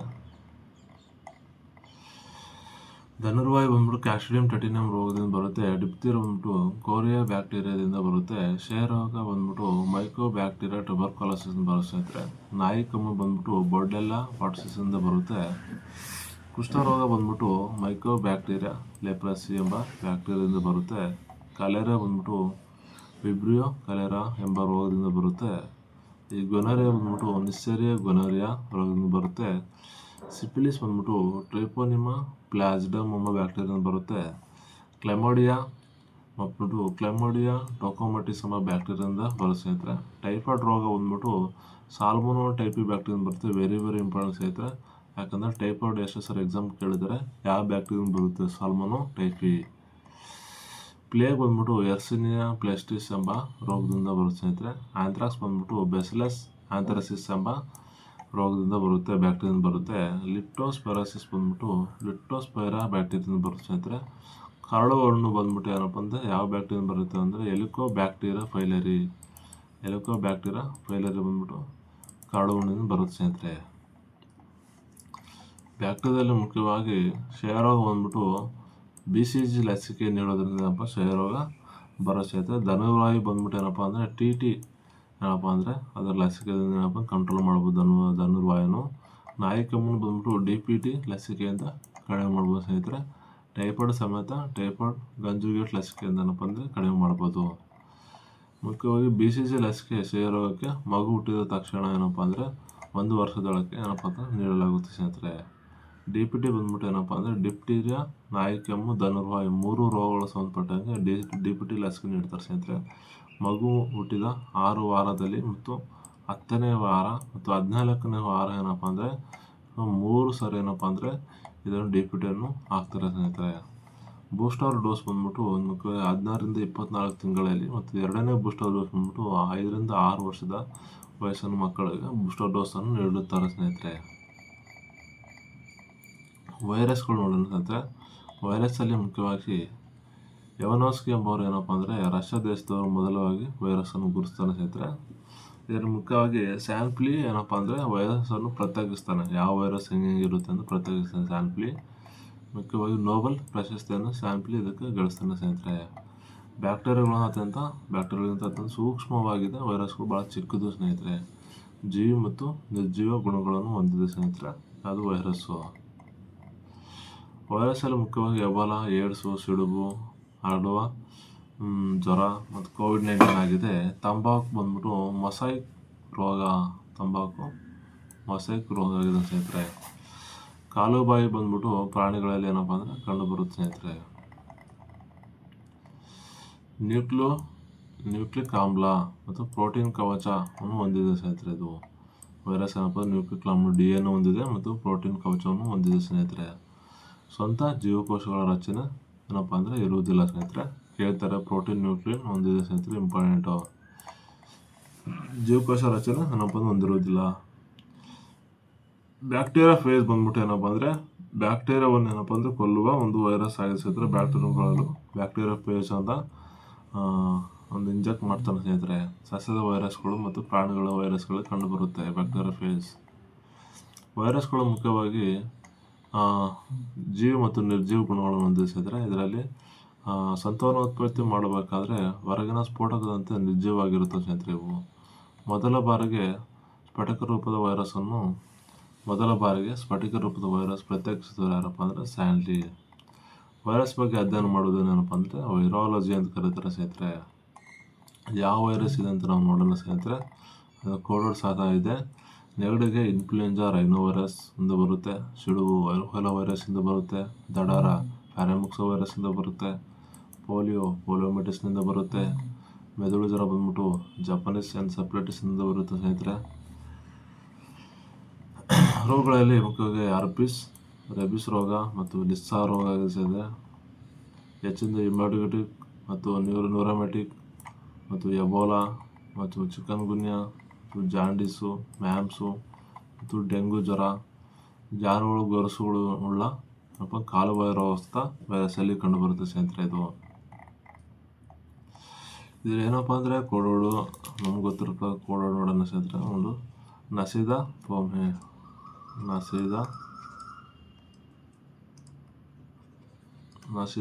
ಅಂದರೆ ಏನಪ್ಪ ನೆಗಡಿ, ಸಿ ಅಂದರೆ ಸಿಡುಬು, ದ ಅಂದರೆ ದಡಾರ, ಪೋ ಅಂದರೆ ಪೋಲಿಯೋ, ಮಾ ಅಂದರೆ ಮಲೇರಿಯಾ ಸ್ನೇಹಿತರೆ. ಇದಕ್ಕೆ ನಸಿದ ಪೋಮೆ ವೈರಸ್ಗೆ.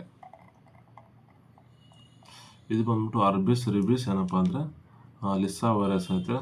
ಆರಲಿ ಅಂತ HN ಇದನ್ನು ಕೋಡೋಣ ಸ್ನೇಹಿತರೆ ವೈರಸ್ಗೆ. ಮುಖ್ಯವಾಗಿ ಏನಪ್ಪ ಅಂದರೆ ಡೆಂಗು ವೈರಸ್ ಏನಪ್ಪ ಅಂದರೆ ನೋಡೋಣ ಸ್ನೇಹಿತರೆ. ಸೊಳ್ಳೆ ಕಚ್ಚೋದ್ರಿಂದ ಏನಪ್ಪ ಡೆಂಗು ಹರಡುತ್ತೆ. ಹಠಾತ್ ಜ್ವರ ಉಂಟಾಗುತ್ತೆ ಸ್ನೇಹಿತರೆ. ಇದರಲ್ಲಿ ಮೂಳೆ ಮುರಿತಂತ ಏನಪ್ಪ ಅಂದರೆ ಪ್ಲೇಟ್ಲೆಟ್ಗಳ ಸಮಸ್ಯೆ ಉಂಟಾಗುತ್ತೆ. ತುಂಬ ಮೂಳೆ ಮುರಿತ ರೋಗ ಥರ ಕಾಣುತ್ತೆ. ಡೆಂಗು ಬಂದ್ಬಿಟ್ಟು ಏನಪ್ಪ ಅಂದರೆ ಮುಖ್ಯವಾಗಿ ಆ್ಯಂಟಿ ವೈರಲ್ ಔಷಧಿ ಇಲ್ಲದೆ ಏನಪ್ಪ ಸಾಕಷ್ಟು ನೀರು ದ್ರವ ಸೇವಿಸೋದ್ರಿಂದ ಏನಪ್ಪ ಅಂದರೆ ಇದು ಡೆಂಗು ಜ್ವರವನ್ನು ನಿವಾರಣೆ ಮಾಡ್ಬೋದು ಸ್ನೇಹಿತರೆ. ಆಸ್ಪಿರಿನ್ ಮತ್ತು ಐಬುಪ್ರೋಫೆನ್ ಎಂಬ ಮಾತ್ರೆಗಳನ್ನು ಬಳಸ್ಬಿಟ್ಟು ಡೆಂಗು ರೋಗವನ್ನು ಏನಪ್ಪ ಅಂದರೆ ಕಂಟ್ರೋಲ್ ಮಾಡ್ಬೋದು. ಚಿಕನ್ ಗುನ್ಯಾ ಬಂದ್ಬಿಟ್ಟು ಏನಪ್ಪ ಅಂದರೆ ಇಡೀಸ್ ಈಜಿಪ್ಟ್ ಸೊಳ್ಳೆಯಿಂದ ಹರಡುವ ರೋಗ ಆಗಿದೆ ಸ್ನೇಹಿತರೆ. ಇದರಲ್ಲಿ ಮುಖ್ಯವಾಗಿ ಹಠಾತ್ ಜ್ವರ, ತೀವ್ರ ಕಾಲು ನೋವು ಉಂಟಾಗುತ್ತೆ ಸ್ನೇಹಿತರೆ. ರೈಬಿಸ್ ಬಂದ್ಬಿಟ್ಟು ಏನಪ್ಪ ಅಂದರೆ ಹುಚ್ಚುನಾಯಿ ಕಡಿತದಿಂದ ಬರುವ ರೋಗ ಆಗಿದೆ ಸ್ನೇಹಿತರೆ. ಇದು ನೀರನ್ನು ನೋಡಿ ಏನಪ್ಪ ಅಂದರೆ ಹಠಾತ್ತಾಗಿ ಹೆದರಿಕೆ ಉಂಟಾಗುತ್ತಲ್ಲ ಸ್ನೇಹಿತರೆ, ಅದು ಪಾರ್ಶ್ವವಾಯು ಉಂಟಾಗೋಕ್ಕೆ ಏನಪ್ಪ ಅಂದರೆ ಈ ರೇಬಿಸ್ ರೋಗ ಕಾರಣವಾಗಿದೆ. ಆ್ಯಂಟಿ ರೇಬಿಸ್ ಲಸಿಕೆಯನ್ನು ಸಹ ನಾವು ಕಂಡುಹಿಡಿದಿದ್ದೀವಿ ಸ್ನೇಹಿತರೆ ಇತ್ತೀಚೆಗೆ. ಪೋಲಿಯೋ ಲಸಿಕೆ ಸ್ನೇಹಿತರೆ, ಇದು ಕಲುಷಿತ ನೀರು ಮತ್ತು ಆಹಾರದಿಂದ ಏನಪ್ಪ ಅಂದರೆ ಪೋಲಿಯೋ ಏನಪ್ಪ ಅಂದರೆ ರೋಗ ಬರುತ್ತೆ ಸ್ನೇಹಿತರೆ. ಇದರಲ್ಲಿ ಮುಖ್ಯವಾಗಿ ಸ್ನಾಯುಗಳು ದೌರ್ಬಲ್ಯ ಆಗ್ತವೆ, ಪಾರ್ಶ್ವವಾಯು ಅಂತ ಕಂಡು ಬರ್ತದೆ ಸ್ನೇಹಿತರೆ. ಪೋಲಿಯೋ ಲಸಿಕೆಯಿಂದ ಏನಪ್ಪ ಅಂದರೆ ಕಂಟ್ರೋಲ್ ಮಾಡ್ಬೋದು, ಅಂಗವಿಕಲತೆಗಳು ಕಂಟ್ರೋಲ್ ಮಾಡ್ಬೋದು ಸ್ನೇಹಿತರೆ. ಇದು ಮೆದುಳು ಜ್ವರ ಬಂದ್ಬಿಟ್ಟು ಕೊಲೆಕ್ಸ್ ಎಂಬ ಸೊಳ್ಳೆಯಿಂದ ಬರುವ ರೋಗ ಆಗುತ್ತೆ. ಭತ್ತದ ಗದ್ದೆಗಳು ಕಲುಷಿತ ನೀರಲ್ಲಿ ಏನಪ್ಪ ಅಂದರೆ ಮೆದುಳು ಜ್ವರ ಉಂಟಾಗುತ್ತೆ ಸ್ನೇಹಿತರೆ. ಜಾಂಡೀಸ್ ಬಂದ್ಬಿಟ್ಟು ಏನಪ್ಪ ಅಂದರೆ ಹಳದಿ ಕಾಯಿಲೆ, ಕಲುಷಿತ ನೀರು ಮತ್ತು ಆಹಾರ ಸೇವನೆಯಿಂದ ಏನಪ್ಪ ಅಂದರೆ ಇದು ಹೆಪಟೈಟಿಸ್ ಎ ಮತ್ತು ಈ ವೈರಸ್ನಿಂದ ಬಂದಿದೆ ಸ್ನೇಹಿತರೆ. ಕಣ್ಣು ಮತ್ತು ಚರ್ಮದ ಹಳದಿ ಬಣ್ಣಕ್ಕೆ ತಿರುಗುವಂಥ ಗಾಢವಾದ ಹಳದಿ ಬಣ್ಣದ ಮೂತ್ರ ಇರುವುದಕ್ಕಿಂತ ಏನಪ್ಪ ಅಂದರೆ ನಮಗೆ ಜಾಂಡೀಸ್ ರೋಗ ಹಳದಿ ಉಂಟಾಗುತ್ತೆ ಸ್ನೇಹಿತರೆ. ಎಬೋಲಾ ಬಂದ್ಬಿಟ್ಟು ಏನಪ್ಪ ಅಂದರೆ ಮುಖ್ಯವಾಗಿ ಇತ್ತೀಚೆಗೆ ಭಯಂಕರ ರೋಗ ಆಗಿದೆ ಸ್ನೇಹಿತರೆ. ಪ್ರಚಲಿತ ಘಟನೆ ಇದೆ, ಎಲ್ಲ ದೇಶಗಳು ನಿರ್ಬಂಧ ಆಗ್ತಾರೆ ಸ್ನೇಹಿತರೆ. ಭಾರತದಲ್ಲಿ ಏನು ಕಾಣಿಸ್ಕೊಬಂದು ಹೇಳ್ತಾರೆ. ಬಾವಲಿ ಮತ್ತು ಕೋತಿ ಮತ್ತು ರಕ್ತದ ಜೊಲ್ಲು ಮತ್ತು ಬೆವರಿನಿಂದ ಏನಪ್ಪ ಅಂದರೆ ಇದು ಸಂಪರ್ಕ ಬರುತ್ತೆ ಸ್ನೇಹಿತರೆ. ಗಂಟಲು ನೋವು, ವಾಂತಿ, ಭೇದಿ ಇಂತಹ ಲಕ್ಷಣಗಳು ಕಂಡು ಬರ್ತವೆ.